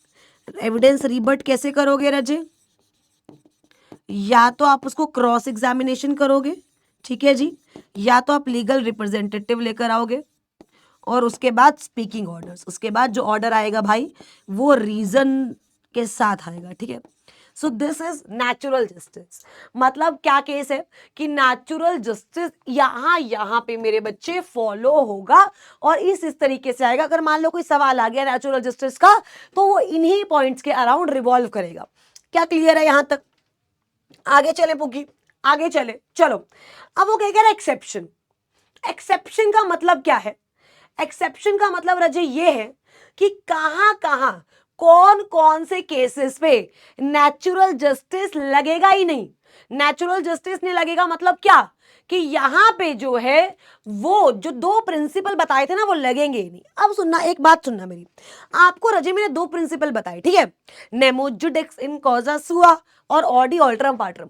तुम्हें नहीं लगता नेमो जुडिक्स इन कॉजा सुआ की तो कोई एक्सेप्शन होगी ही नहीं? क्यों? क्योंकि भाई कुछ भी हो जाए जज बायस तो हो ही नहीं सकता। सिंपल सी बात है, कुछ भी हो जाए जज बायस तो हो ही नहीं सकता, यस और नो। तो एक्सेप्शन किसकी होगी, तो एक्सेप्शन किसकी होगी, ऑडी ऑल्ट्रम पार्ट्रम की। किसकी एक्सेप्शन होगी, ऑडी ऑल्ट्रम पार्ट्रम की। तो ये वैसे तो कहने को प्रिंसिपल ऑफ नेचुरल जस्टिस की एक्सेप्शन है, लेकिन यार नो पर्सन कैन बी जज in his own case, this is very real, and इसकी कोई भी एक्सेप्शन मेरे बच्चे हो नहीं सकती है। तो सबसे पहला कह रहा है स्टैट्यूटरी एक्सक्लूजन, कि भाई लॉ में ही लिखा है, लॉ में ही लिखा है कि principle of natural justice follow नहीं करना। This is written in the act itself. वो क्या कह रहे हैं, the principle of natural justice may be excluded by the statutory provision when the statute expressly and by necessary implication excludes the application of the principles of the natural justice, the courts do not ignore the statutory mandate। जैसे law में लिखा है कि आप x party order दे सकते हो, दूसरी party को सुनने की जरूरत नहीं है, तो क्या वहां पे आपको लॉ की सुननी पड़ेगी? Yes, you can pass x party order, yes. तो क्या लिखा रखा है भाई, देखो अब वो लिखा हुआ है स्टैट्यूटरी एक्सक्लूजन, लेकिन हाँ ऐसा नहीं है कि स्टैट्यूटरी में लिखा हुआ है तो भाई तुम्हें एकदम सुनना ही नहीं है। अगर तुम्हें लगता है जरूरी है सुनना, एडमिनिस्ट्रेटिव डिस्क्रेशन, तो मेरे बच्चे आप सुन सकते हो। मतलब अगर कहीं एक्ट में लिखा है कि नेचुरल जस्टिस फॉलो नहीं करना तो कोई दिक्कत नहीं है, मत करो। दूसरा इमरजेंसी, भाई समझो इमरजेंसी की सिचुएशन है, यहां पे इमरजेंसी वो जो आप स्टेट इमरजेंसी समझ रहे हो वो नहीं, यहां पे इमरजेंसी मतलब डिसीजन देना अभी बहुत जरूरी है, वरना बहुत देर हो जाएगी भाई, अभी कुछ ना कुछ करना जरूरी है। In exceptional cases of urgency, जरूरत के केसेस में, where prompt and preventive action is required, the principle of natural justice need not to be observe. मेरे को पता ये चोर है, मेरे को पता तुम चोर हो, तुम हेलो, हाँ हाँ बिल्कुल जो तुम देख रहे हो, मेरे को पता तुम चोर हो। अगर मैंने तुम्हें कैद नहीं किया तो भाग जाओगे, तो मैंने तुम्हें रस्सी से बांध दिया, मैंने तुम्हें रस्सी से बांध दिया, तुम्हें सुनवाई का मौका मिलेगा, बिल्कुल मिलेगा, लेकिन अगर अभी तुम्हें बांधा ना जाता तो ये गलत हो जाता। मतलब इन case of urgency, in case of emergency, आप वहां खड़े होकर अगर आप पूछोगे भाई साहब चोर हो क्या, चोर हो के शक्ल से तो नहीं लगते, चोरी क्यों करी ये बताओ, तो भाई वो तो भाग जाएगा, वो तो भाग जाएगा, तुम्हें लूट के भी भाग जाएगा, सीधी सी बात है।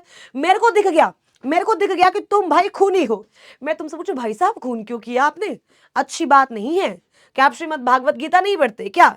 अब भाई इतने में तो तुम मेरा खून कर दो, मुझे पहुंचा दो स्वर्ग में, क्योंकि नरक वाले तो काम किए नहीं मैंने, मुझे पहुंचा दो स्वर्ग में। तो मुझे एक बात बताओ, क्या इन केस ऑफ अर्जेंसी अगर आप नेचुरल जस्टिस फॉलो करने बैठोगे तो भाई तुम खुद खराब हो जाओगे, ठीक है। अगला है interim disciplinary action. Interim disciplinary action का मतलब क्या होता है, सिंपल सी बात है, देखो अब हमारी क्लास में बच्चा पढ़ता है, हमारी ऑफलाइन क्लासेस चलती है, ठीक है, और मान लो 500 बच्चा मेरी क्लास में पढ़ता है। अब हमारी क्लास में एक बच्चा है, बड़ा अच्छा बच्चा है, विपुल, ठीक है। अब विपुल ने ना किसी का मर्डर किया है, ऐसा लोग बोलते हैं, ऐसा लोग बोलते हैं। विपुल ने किसी का मर्डर किया है, विपुल पे केस चल रहा है, विपुल पे क्या चल रहा है, केस। अब विपुल क्लास में आता है, हर बच्चा डर जाता है, बच्चा क्या, मैं डर जाती हूँ, मैं डर जाती हूँ, मैं वो एकदम वो शील्ड विल्ड डाल के आती हूँ ताकि गोली वोली लगे तो भाई मेरे पे ना लगे, ठीक है, मैं खुद डर जाती हूँ।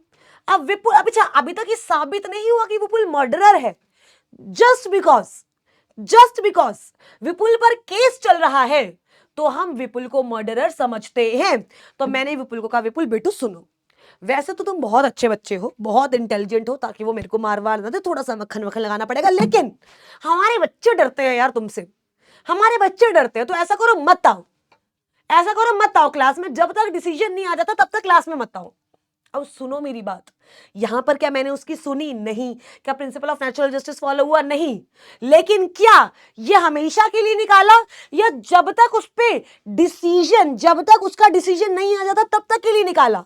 ये फाइनल एक्शन है या इंटेरिम एक्शन है? This is interim action. जब तक उस पे डिसिप्लिनरी प्रोसीडिंग्स चल रही हैं, मैंने उसे तब तक के लिए निकाला है। एक बार फाइनल, अगर वो टू मर्डर नहीं निकला तो आ जियो, निकला तो वैसे भी कभी आ नहीं सकता, सीधी सी बात, राइट? क्या लिखा हुआ है, the rule of natural justice are not attracted in case of interim disciplinary action, in case of interim disciplinary action. क्या यहां तक क्लियर हो गया? 3 हो गया। चौथा क्या है, देखो, अभय कुमार वर्सेस के श्रीनिवासन, इसमें भी यही हुआ था, स्टूडेंट के खिलाफ केस चल रहा था और हमारा जो यूनिवर्सिटी थी उसने उसको निकाल दिया था। एकेडमिक इवैल्यूएशन, एकेडमिक इवैल्यूएशन का क्या मतलब है भाई? सुनो, भगवान ना करे कोई बच्चा है, आईसीएसआई ने उसे फेल कर दिया, आईसीएसई के पास जा सकता है क्या? फेल क्यों किया? हेलो, ओए आईसीएसआई, फेल क्यों किया? आईसीएसई बोले चांटे पड़ेंगे, चांटे। फेल क्यों किया? आया बड़ा, पेपर देख ले, अपना हाल देख, पेपर में आता जाता कुछ नहीं है। शिवानी मैम से क्लास नहीं ली क्या? थोड़ी तारीफ कर देनी चाहिए ना बीच में अपनी। समझो मेरे बच्चे, यहाँ पे क्या हुआ कि आप एकेडमिक इवैल्यूएशन में भी जो आपका पेपर चेकर है उसका डिसीजन फाइनल होगा आपकी परफॉर्मेंस के बेसिस पे, रूल ऑफ नेचुरल जस्टिस यहाँ पे लगेगा नहीं। इम्प्रैक्टिकेबिलिटी, इम्प्रैक्टिकेबिलिटी, इम्प्रैक्टिकेबिलिटी का मतलब क्या है समझो भाई। तुम 1000 लोग हो, तुम्हें एक दिक्कत है, मैं 1000 की कैसे सुनूंगी? सीधी सी बात, तुम 1000 लोग हो, तुम्हें एक दिक्कत है, मैं 1000 की कैसे सुनूंगी? सुन ही नहीं सकती। तो मैं 4-5 की सुन के क्या अपना डिसीजन दूंगी? यस और नो? मतलब क्या रजे कि मैं यहां पे सबकी सुन नहीं सकती हूं। It is not practical to give you all rule of natural justice, basically audi alteram partem, अगर मैं ये बोलूं, ठीक है। उसके बाद क्या है, इधर देखो, इधर देखो ध्यान से, उसके बाद देखो, एक बार पढ़ते हैं फटाफट से, एक्सेप्शंस ऑफ नेचुरल जस्टिस, जल्दी जल्दी, एक्सेप्शंस ऑफ नेचुरल जस्टिस। आओ एक बार पढ़ते हैं एक्सेप्शंस ऑफ नेचुरल जस्टिस, फटाफट से लिखेंगे। सबसे पहला, लॉ ने बाहर निकाल दिया है, करो करो मेरे साथ, लॉ ने बाहर निकाल दिया है, लॉ ने ही बाहर निकाल दिया है, यानी स्टैट्यूटरी एक्सक्लूजन, ठीक है, स्टैट्यूटरी एक्सक्लूजन। उसके बाद, उसके बाद क्या भाई साहब, उसके बाद है, हाँ उसके बाद क्या है, अर्जेंसी, इमरजेंसी, ठीक है जी, इमरजेंसी। उसके बाद क्या है, इम्प्रैक्टिकेबिलिटी। उसके बाद क्या है, इंटेरिम डिसिप्लिनरी मेजर्स, 4th है ना, इंटेरिम डिसिप्लिनरी मेजर। एंड उसके बाद क्या है मेरे बच्चे, एक और था ना, याद कराओ मुझे क्या था, statutory inclusion, emergency, impracticability, interim disciplinary measure और academic evaluation. Academic evaluation, simple, simple, so easy. मुझे नहीं लगता मेरे बच्चे को यहां तक कोई भी दिक्कत हो, बताओ, मुझे नहीं लगता मेरे किसी भी छुटकू से बच्चे को यहां तक कोई भी दिक्कत हो रजे, बताओ, क्लियर है जी? आगे बढ़े, आओ। अब वो क्या लिख रखा है देखो, सिंपल सी बात है, एक सेकंड रुको। अब एक टॉपिक आता है, effect of failure of natural justice. Topic का नाम क्या है मेरे बच्चे? Effect of failure of natural justice. अब लॉ मेकर ये बात बहुत सिंपल तरीके से बोलता है कि भाई देखो, तुमने कोई भी एक्ट बनाया, कोई भी एक्ट, अब उस एक्ट में अगर तुमने नेचुरल जस्टिस नहीं डाला ना प्रिंसिपल, वो एक्ट क्या है? वॉइड। वो एक्ट क्या है? वॉइड। बहुत सिंपल सी बात है, बहुत सिंपल सी बात। आओ एक बार रजम इसे पढ़ लेते हैं। एक बार हमने प्रिंसिपल्स ऑफ नेचुरल जस्टिस कर लिया, राइट? आजा आजा, कहां गया? ये हो गया हमारा स्पीकिंग ऑर्डर्स, हो गया एक्सेप्शंस पढ़ ली हमने, इमरजेंसी, इंटरिम मेजर्स, राइट? देखो क्या लिखा हुआ है, आओ एक बार देखो। नवाब खान वर्सेस गुजरात। नवाब खान वर्सेस गुजरात में भी यही हुआ था मेरे बच्चे। देखो क्या लिखा हुआ है, where an authority required to observe natural justice in making an order and he fails to do so, the order made be regarded as void or voidable. समझो, generally speaking, a voidable order means that order was legally valid at its inception but it remains valid until it is set aside or quashed by the courts. और void का मतलब क्या होता है कि order भाई शुरू से ही क्या है? एकदम खराब। इट इज नलिटी, मतलब वो void अब इन इश्यू है। In most of cases, a person affected by such order cannot be sure whether the order is really valid or not until the court decided the matter. Therefore, the affected person cannot just ignore the order, treating it as nullity. He has to court for an authoritative determination. चलो जी, ठीक है। अभी case हुआ था Nawab Khan versus state of Gujarat. Nawab Khan versus state of Gujarat. अब इसमें हुआ क्या था? इसमें जी हमारा एक प्रिंसिपल वो था, पेटिशनर, एक कमिश्नर था। कमिश्नर ने एक बंदे को बोला कि भाई तू यहां से चला जा, तू यहां से चला जा, तू ये शहर छोड़कर चला जा। पेटिशनर ने भाई ये बात कोर्ट में डाल दी और कोर्ट जो है, कोर्ट ने पेटिशनर को बोला कि भाई तेरे को जाने की कोई भी जरूरत नहीं है। अब जब ये केस चल रहा था, मान लो ये केस 6 महीने तक चला, तो 6 महीने तक जो पेटिशनर था वो गुजरात में ही था और कमिश्नर को ये बात पता लगती है कि कोर्ट ने इसे बोल दिया है कि इसे जाने की कोई भी जरूरत नहीं है। ठीक है जी।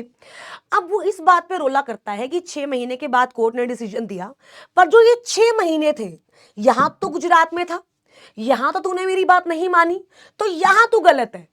लेकिन कोर्ट बीच में आती है और वो बोलती है ऐसा कुछ भी नहीं है, क्योंकि जो तेरा डिसीजन था उसमें प्रिंसिपल ऑफ नेचुरल जस्टिस नहीं लग रही थी, और अगर किसी भी डिसीजन में प्रिंसिपल ऑफ नेचुरल जस्टिस नहीं लगती तो वो स्टार्टिंग से ही क्या होगा?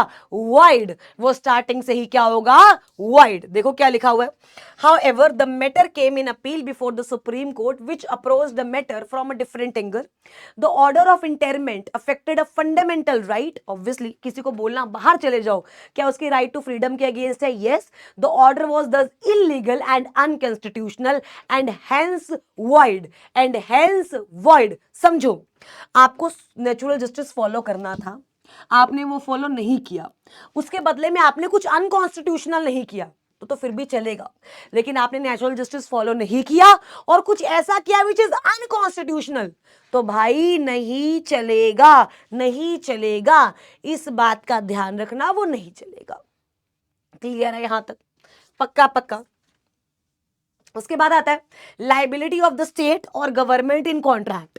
अब गवर्नमेंट की 2 तरीके की लाइबिलिटी होती है, टॉर्टियस लाइबिलिटी और कॉन्ट्रैक्चुअल लाइबिलिटी। शायद ये आपने रजे मेरे बच्चे सुना होगा। गवर्नमेंट की लाइबिलिटी की जब हम बात करते हैं, व्हेन वी टॉक अबाउट, अरे भाई नहीं चाहिए, ये चाहिए, when we talk about liability of government, when we talk about liability of government, वो कह रहा है लाइबिलिटी ऑफ गवर्नमेंट भाई साहब 2 तरीके की होती है। पहली होती है टॉर्टियस लाइबिलिटी और दूसरी होती है कॉन्ट्रैक्चुअल लाइबिलिटी। पहली कौन सी होती है? टॉर्टियस। दूसरी होती है कॉन्ट्रैक्चुअल। टॉर्टियस हम लोग पढ़ चुके हैं, कॉन्ट्रैक्चुअल हम लोग पढ़ते हैं। बहुत ध्यान से सुनना, वो कह रहा अगर तुम कॉन्ट्रैक्ट कर रहे हो, अगर तुम क्या कर रहे हो? कॉन्ट्रैक्ट। किसके साथ? स्टेट के साथ या फिर सेंटर के साथ। अगर तुम क्या कर रहे हो? कॉन्ट्रैक्ट। तो वो कॉन्ट्रैक्ट जो होना चाहिए, ध्यान से सुनना, the constitution allows the centre and the state to enter into contract under article 299। Article कौन से? 299. Under Article 299, both state government and central government can enter into a contract and वो contract valid होगा. लेकिन law maker कहता है वो contract valid होगा अगर ये 3 कंडीशन सेटिस्फाई होंगी. अगर ये 3 कंडीशन क्या होंगी राजे? सेटिस्फाई. सबसे पहला क्या कहता है? The contract with the government must be made in the name of president और द गवर्नर. वो कह रहा है अगर सेंटर कॉन्ट्रैक्ट कर रही है, अगर सेंट्रल गवर्नमेंट कॉन्ट्रैक्ट कर रही है तो वो प्रेसिडेंट के नाम से करेगी, और अगर स्टेट गवर्नमेंट कॉन्ट्रैक्ट कर रही है तो वो गवर्नर के नाम से करेगी. बहुत सिंपल सी बात. कॉन्ट्रैक्ट मस्ट बी एग्जीक्यूटेड, मतलब ये होना चाहिए रिटर्न में. किस में होना चाहिए? रिटर्न में. A person duly authorised by president और governor as the case may be must execute the contract. Contract को एग्जीक्यूट कौन करेगा? एक ऐसा person who is authorised by the president और द गवर्नर. मतलब मैम आप क्या कहना चाह रहे हो? देखो, टॉर्टियस लाइबिलिटी, सुनो, टॉर्टियस लाइबिलिटी क्लियर है ना? कोई दिक्कत नहीं है ना? अब कर रहे हैं कॉन्ट्रैक्चुअल लाइबिलिटी. क्या कर रहे हैं? हेलो, ओए इधर सो रहे हो? पढ़े चांटे पढ़े? सो रहे हो? टॉपिक बताओ कौन सा चल रहा है? जल्दी बताओ, फटाफट से उठ जाओ. हेलो, उठो. टॉपिक कौन सा चल रहा है? Contractual liability. कौन सा टॉपिक चल रहा है? Contractual liability. वो कह रहा देखो, सेंट्रल गवर्नमेंट स्टेट गवर्नमेंट चाहे तो कॉन्ट्रैक्ट में आ सकती है. अब उसकी प्री रिक्विजिट्स क्या है? सबसे पहले अगर सेंट्रल गवर्नमेंट कॉन्ट्रैक्ट में आ रही है तो इट मस्ट बी अथराइज, मतलब in the name of president. State आ रही है in the name of government, it must be in writing and executed by the duly authorise representative of president and the governor of the state. और क्या president और governor क्या personally liable है? क्या personally liable है? Law में क्या पागल वागल हो गया है क्या? पर्सनली लायबल नहीं है. देखो लिखा हुआ है. आर्टिकल कौन सा लग रहा है मेरे बच्चे? 299. आर्टिकल कौन सा लग रहा है? 299. अब वो क्या कह रहे हैं? Article 299 of the Constitution makes it clear that neither the President nor the Governor shall be personally liable in respect of any contract or assurance made or executed for the purpose of Constitution. जी ठीक है जी. उसके बाद effect of a valid contract. भाई वो बोल रहा है contract valid है तो क्या होगा? As soon as contract is executed with the government in accordance with 299, the whole law of contract क्या हो जाएगा? Applicable. Law of contract क्या हो जाएगा? Applicable. तो अगर गवर्नमेंट कुछ ब्रीच करती है तो यू कैन स्यू एंड आपको जो भी डैमेजेस है वो मिल जाएंगे. जो भी डैमेजेस है वो क्या होगा मेरे बच्चे? मिल जाएंगे. क्या यहां तक क्लियर है? पक्का. उसके बाद liability of the public servant. सुनना ध्यान से. वो कह रहा है ऑब्वियसली अगर पब्लिक सर्वेंट ने कुछ गलत किया है, अगर कुछ गलत नहीं किया तो he is not liable, but if he has done something wrong with that intention he is liable. देखो क्या लिखा हुआ है? Liability of the state must be distinguished between the liability from the liability of the individual officers of the state. वो कह रहा है servant की लाइबिलिटी का मतलब ये नहीं कि कंपनी की लाइबिलिटी है, स्टेट की लाइबिलिटी है, नहीं. वो कह रहा है ये दोनों चीजें अलग अलग है. ये दोनों चीजें क्या हैं? अलग अलग हैं. वो कह रहा है भाई देखो, they are liable to the same extent as other private citizens would be. जैसे दूसरे लोग होते अगर वो कुछ गलती करते, उसी तरीके से पब्लिक सर्वेंट भी क्या है? लाइबल है. उसके बाद हमें इन्होंने स्टैट्यूटरी कॉर्पोरेशन के कुछ एग्जाम्पल्स दिए हैं, जैसे LIC है, फूड कॉर्पोरेशन ऑफ इंडिया है, ONGC है, industrial finance corporation of India है, टूरिज्म कॉर्पोरेशन ऑफ इंडिया है. वो कह रहे हैं ये पब्लिक कॉर्पोरेशंस हैं, यानी ये स्टैट्यूटरी कॉर्पोरेशंस हैं. अब पेपर में मुझसे पूछा जा सकता है कि स्टैट्यूटरी कॉर्पोरेशंस कौन कौन सी है. पेपर में मुझसे क्या पूछा जा सकता है कि स्टैट्यूटरी कॉर्पोरेशन कौन कौन सी है. फटाफट से एक बार इनको पढ़ो, देन हम आगे चलते हैं. फटाफट से, जल्दी.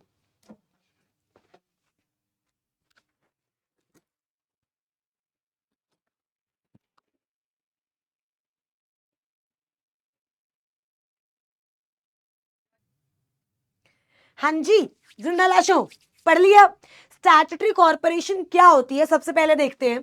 एक ऐसी body which is incorporated under special act of parliament और स्टेट लेजिस्लेटिव असेंबली. ठीक है, ऑटोनॉमस बॉडी होती है, मतलब इसमें गवर्नमेंट का कोई कंट्रोल नहीं होता, ये खुद को संभालती है.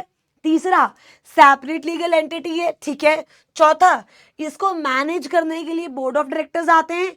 पांचवा, ये अपने फाइनेंस का जुगाड़ खुद कर सकती है, दिक्कत हुई तो कहीं से लोन ले लेगी। और छठा, इस एंटरप्राइजेस के जो एम्प्लॉयज हैं are recruited as per their own requirements.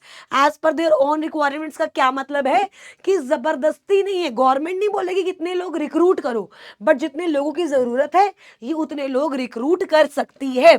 एक बार लिखते हैं, स्टैट्यूटरी कॉर्पोरेशन के फीचर्स। आइए, स्टैट्यूटरी कॉर्पोरेशन के फीचर्स। आइए, सबसे पहला क्या है, incorporated under a special act. आइए फटाफट से, incorporated under a special act. ठीक है मैम, अंडर स्पेशल एक्ट। ठीक है, उसके बाद क्या है, ऑटोनॉमस बॉडी है, फ्री फ्रॉम गवर्नमेंट कंट्रोल है अनटिल अनलेस कुछ गलत नहीं कर रही है, राइट। ऑटोनॉमस बॉडी है, ठीक है मैडम जी। उसके बाद क्या है, बोर्ड ऑफ डायरेक्टर्स मैनेज करते हैं, managed by board of directors. उसके बाद क्या है, फाइनेंशियल डिसीजंस खुद ले सकती है, financial decision on its own, और recruit employees as per necessity.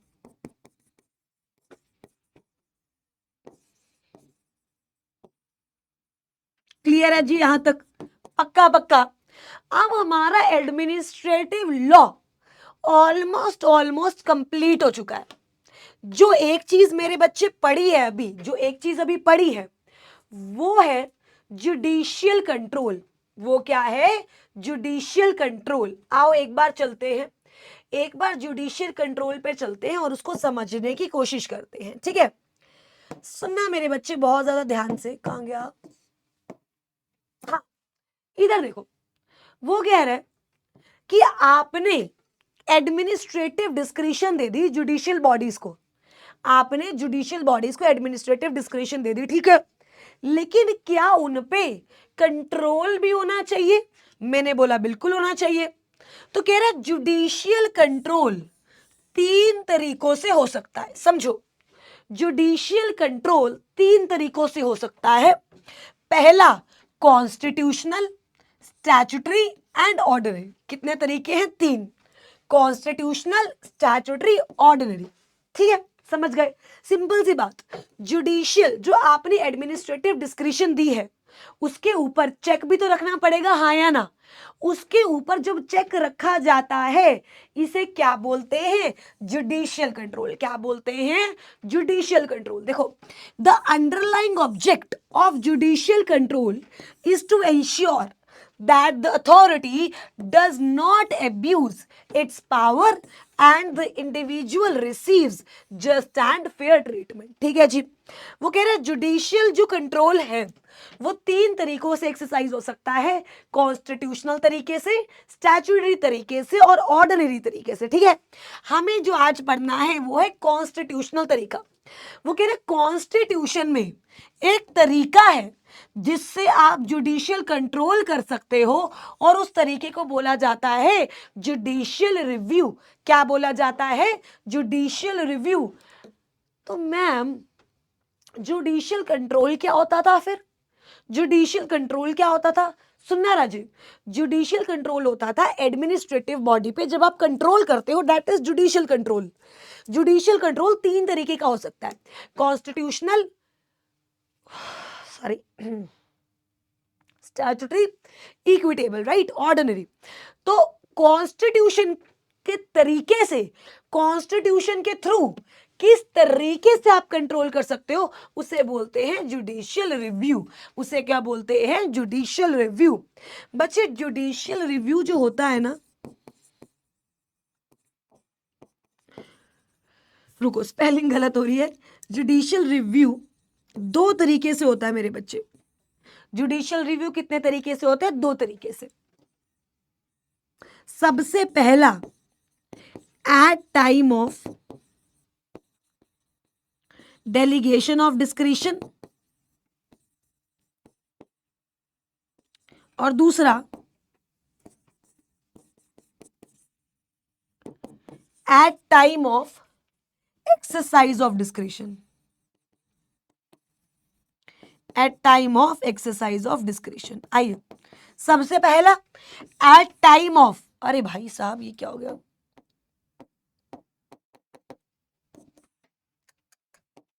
हाँ, at time of delegation of discretion, दूसरा at time of exercise of delegation या डिस्क्रिशन।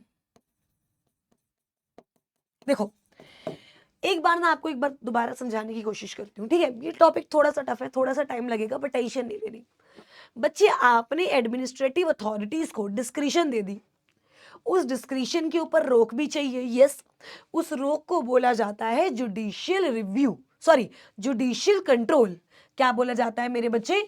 जुडिशियल कंट्रोल, ठीक है जी। अब वो कह रहे हैं जुडिशियल कंट्रोल 3 तरीके से हो सकता है।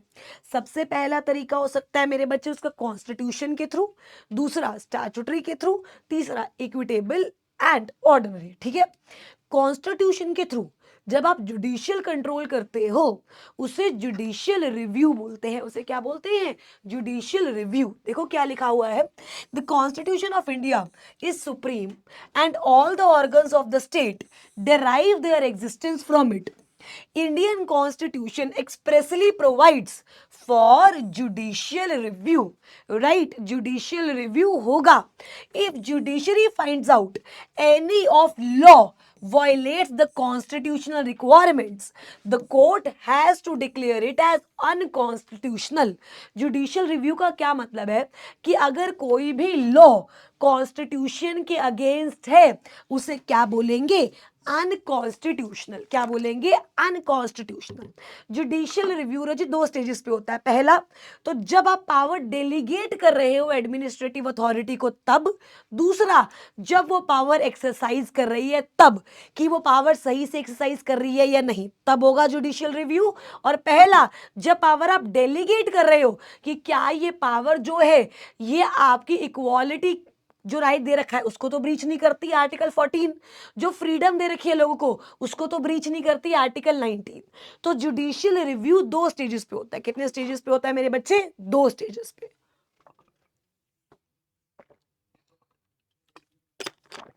आइए, ये याद रखना, जुडिशियल रिव्यू 2 स्टेजेस पे होता है। The first is at the time of delegation of discretion, दूसरा at the time of exercise of delegation. क्या क्लियर है? देखो वो क्या कह रहा है? At the stage of delegation of discretion, at the stage of exercise of discretion.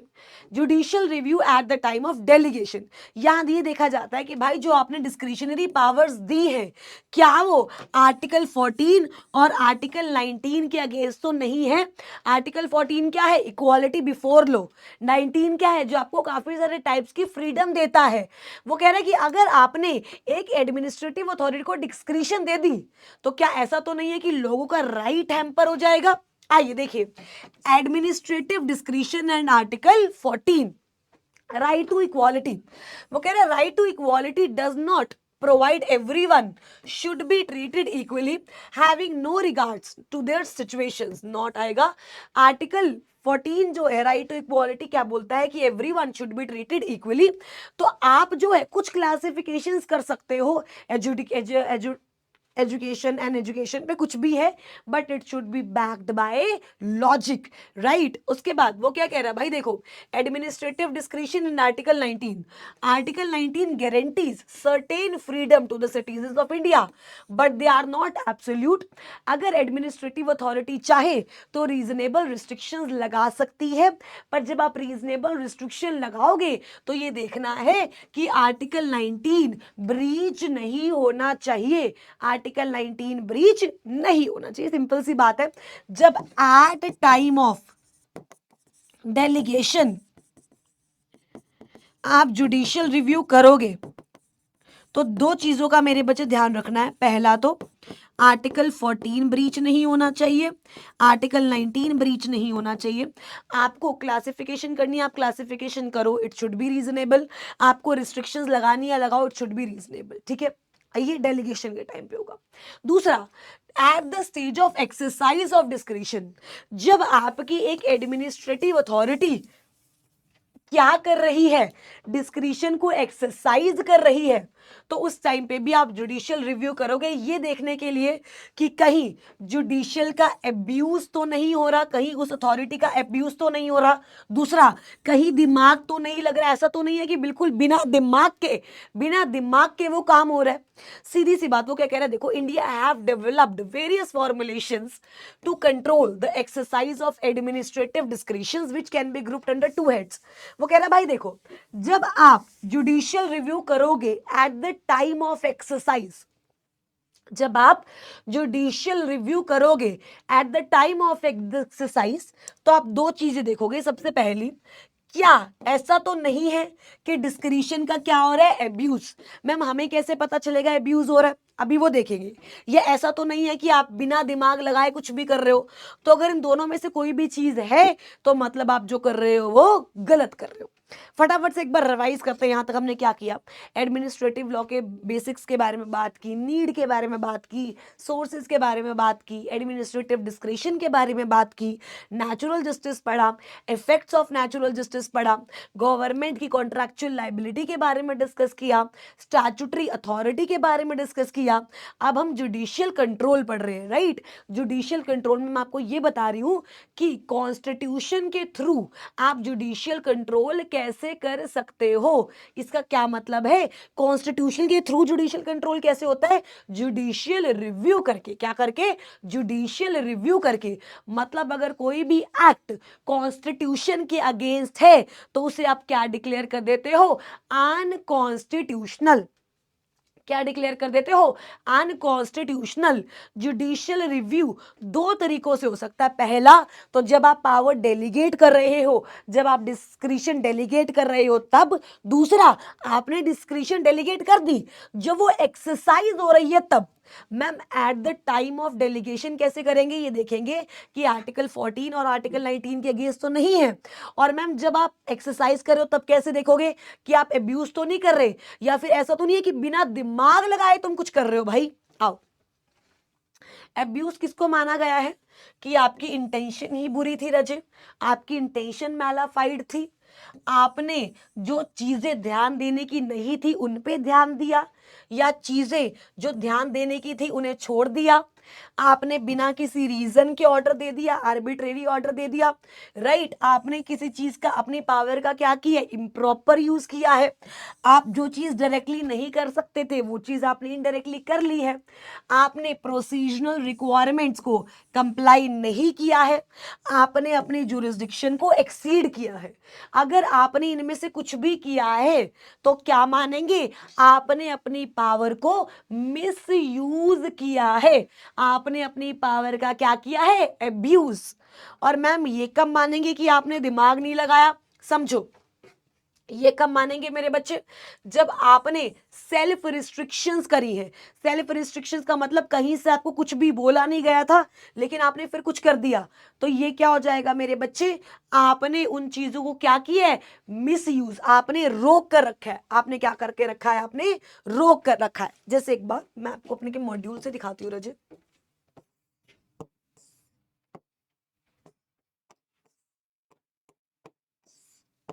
कहां गया, देखो, non application of mind.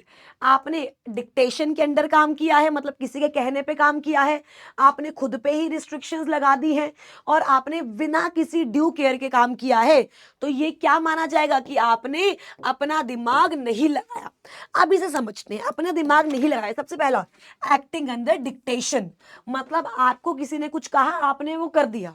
Non applicability of mind, you have acted under dictation. दूसरा, सेल्फ रिस्ट्रिक्शन, इसका मतलब क्या होता है भाई, समझो, आपको किसी ने रिस्ट्रिक्शन नहीं लगाई थी, आप चाहते तो चीजें अकॉर्डिंगली कर सकते थे, बट आपने अपने आप को खुद ही रोक लिया। तीसरा, acting mechanically without due care, चीजें जैसी होनी चाहिए थी वैसी चीजें नहीं हुई, आप बहुत रिजिड थे। अगर इन तीनों में से कुछ भी है तो जुडिशियल रिव्यू होगा। कब होगा, eight the time of exercise, और किस बेसिस पे होगा कि आपने अपना दिमाग नहीं लगाया। Non application of mind. कितनी चीजें हैं मेरे बच्चे? 3। कितनी चीजें हैं? 3। सबसे पहले तो एक्टिंग अंडर डिक्टेशन, दूसरा क्या है, आपने बहुत मैकेनिकल काम किया है, तीसरा सेल्फ रिस्ट्रिक्शन, तीसरा सेल्फ रिस्ट्रिक्शन। और ये कब मानेंगे कि आपने अपनी पावर का एब्यूज किया है? सबसे पहले देखो, मालाफाइड इंटेंशन, आपकी इंटेंशन गलत थी, सिंपल इंटेंशन गलत थी, पावर का अब्यूज हुआ है। जो चीज कंसिडरेशन में लेनी चाहिए थी वो नहीं ली, तो ऑब्वियसली पावर का गलत यूज किया है। जो नहीं लेनी चाहिए थी वो ले ली, ऑब्वियसली पावर का गलत यूज किया है। अपनी जुरिस्डिक्शन वो एक्सरसाइज कर ली, जहां का केस एंटरटेन नहीं कर सकते थे वहां का कर लिया, ऑब्वियसली पावर का गलत यूज हुआ है। उसके बाद आर्बिट्रेरी ऑर्डर, अपनी मर्जी से ऑर्डर दे दिया बिना किसी रीजनिंग के, ऑब्वियसली अब्यूज हुआ है पावर का। राइट। कलरेबल लेजिस्लेचर, कलरेबल का मतलब क्या होता है भाई? तुम कोई चीज डायरेक्टली नहीं कर सकते, तुमने वो चीज इनडायरेक्टली कर दी। क्या अपनी पावर का मिसयूज किया है? बिल्कुल यूज किया है। जो प्रोसीजर्स थे उनसे कंप्लाई नहीं किया, क्या पावर का मिसयूज किया है? बिल्कुल किया है। तो मतलब ये सारे ऐसे सिनेरियोज हैं जिनमें क्या माना जाएगा? आपने अपनी पावर का क्या किया है? मिसयूज। इधर देखो, बहुत ही सुंदर चार्ट बना देती हूं, स्टैट्यूटरी एंड इक्विटेबल।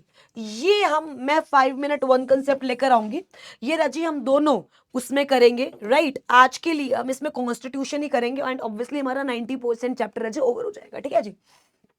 देखो, एडमिनिस्ट्रेटिव डिस्क्रिशन, ठीक है, इस पे को कंट्रोल करने के लिए, इस पे चेक रखने के लिए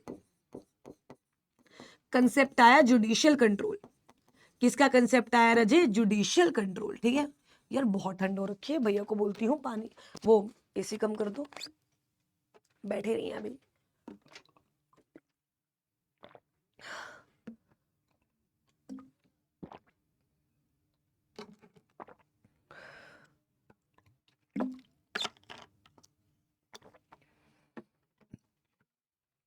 जुडिशियल कंट्रोल, ठीक है, वो कह रहा है जुडिशियल कंट्रोल आप 3 तरीके से एक्सरसाइज कर सकते हो।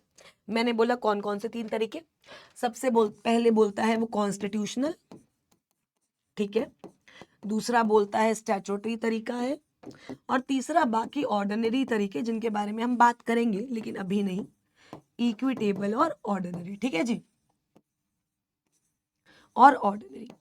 मैंने बोला जी ठीक है, मैंने बोला कॉन्स्टिट्यूशन, कॉन्स्टिट्यूशन के थ्रू जब आप जुडिशियल रिव्यू करते, जुडिशियल कंट्रोल करते हो, उसे बोला जाता है मेरे बच्चे जुडिशियल रिव्यू।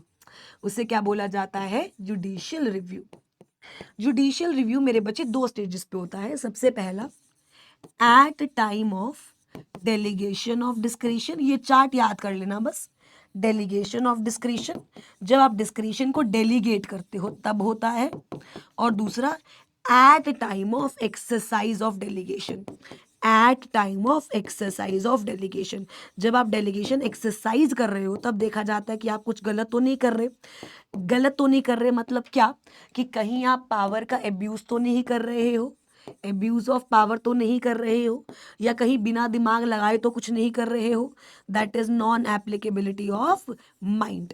और जब आप eight the time of delegation देखते हो तो आप ये देखते हो कि कहीं जो आप ये कर रहे हो ये आर्टिकल 14 और आर्टिकल 19 के अगेंस्ट तो नहीं जा रहा।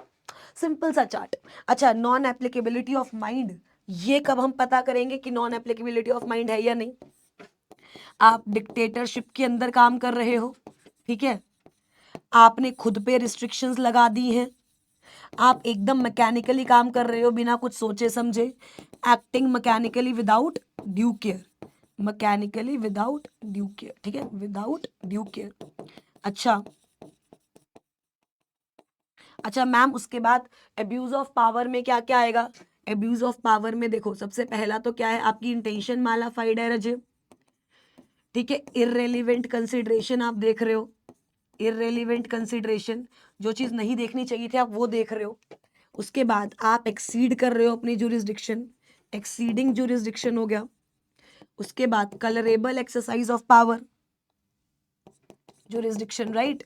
उसके बाद क्या आ जाएगा? Colourable exercise of power.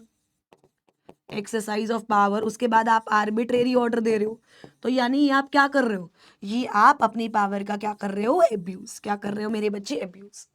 तो this is the chart and trust me on this. अगर आपको ये याद हो गया ना, इसके अलावा कुछ है ही नहीं, इसके अलावा कुछ है ही नहीं। तो यहाँ पे मेरे बच्चे मेरा पूरा एडमिनिस्ट्रेटिव लॉ खत्म होता है। सिर्फ दो चीजें रहती हैं कि आप judicial control through statutory and equitable कैसे करोगे, वो will make another video and उसमें आपको समझा दिया जाएगा अच्छे से। बट आपका पूरा एडमिनिस्ट्रेटिव लॉ इसमें कंप्लीट हो गया। अगली वीडियो में स्टैट्यूटरी, इक्विटेबल एंड इसके कुछ इंपॉर्टेंट केस लॉज आएंगे, उसके बारे में रजी हम लोग बात करेंगे। इंपॉर्टेंट केस लॉज के बारे में हम बात करेंगे, ठीक है। आई होप मेरे बच्चे आपको अच्छे से समझ आया हो। कोई भी दिक्कत हो, कुछ भी हो, आप कमेंट सेक्शन में लिखना, जरूर बताना आपको ये चैप्टर क्लियर हुआ या नहीं। Thank you so so so much मेरे बच्चे। Have a great day ahead. मेहनत हमारी, रिजल्ट हमारा, छुट्टी हमारी। थैंक यू सो मच मेरे बच्चे। Thank you so much. Bye guys, love you all, bye.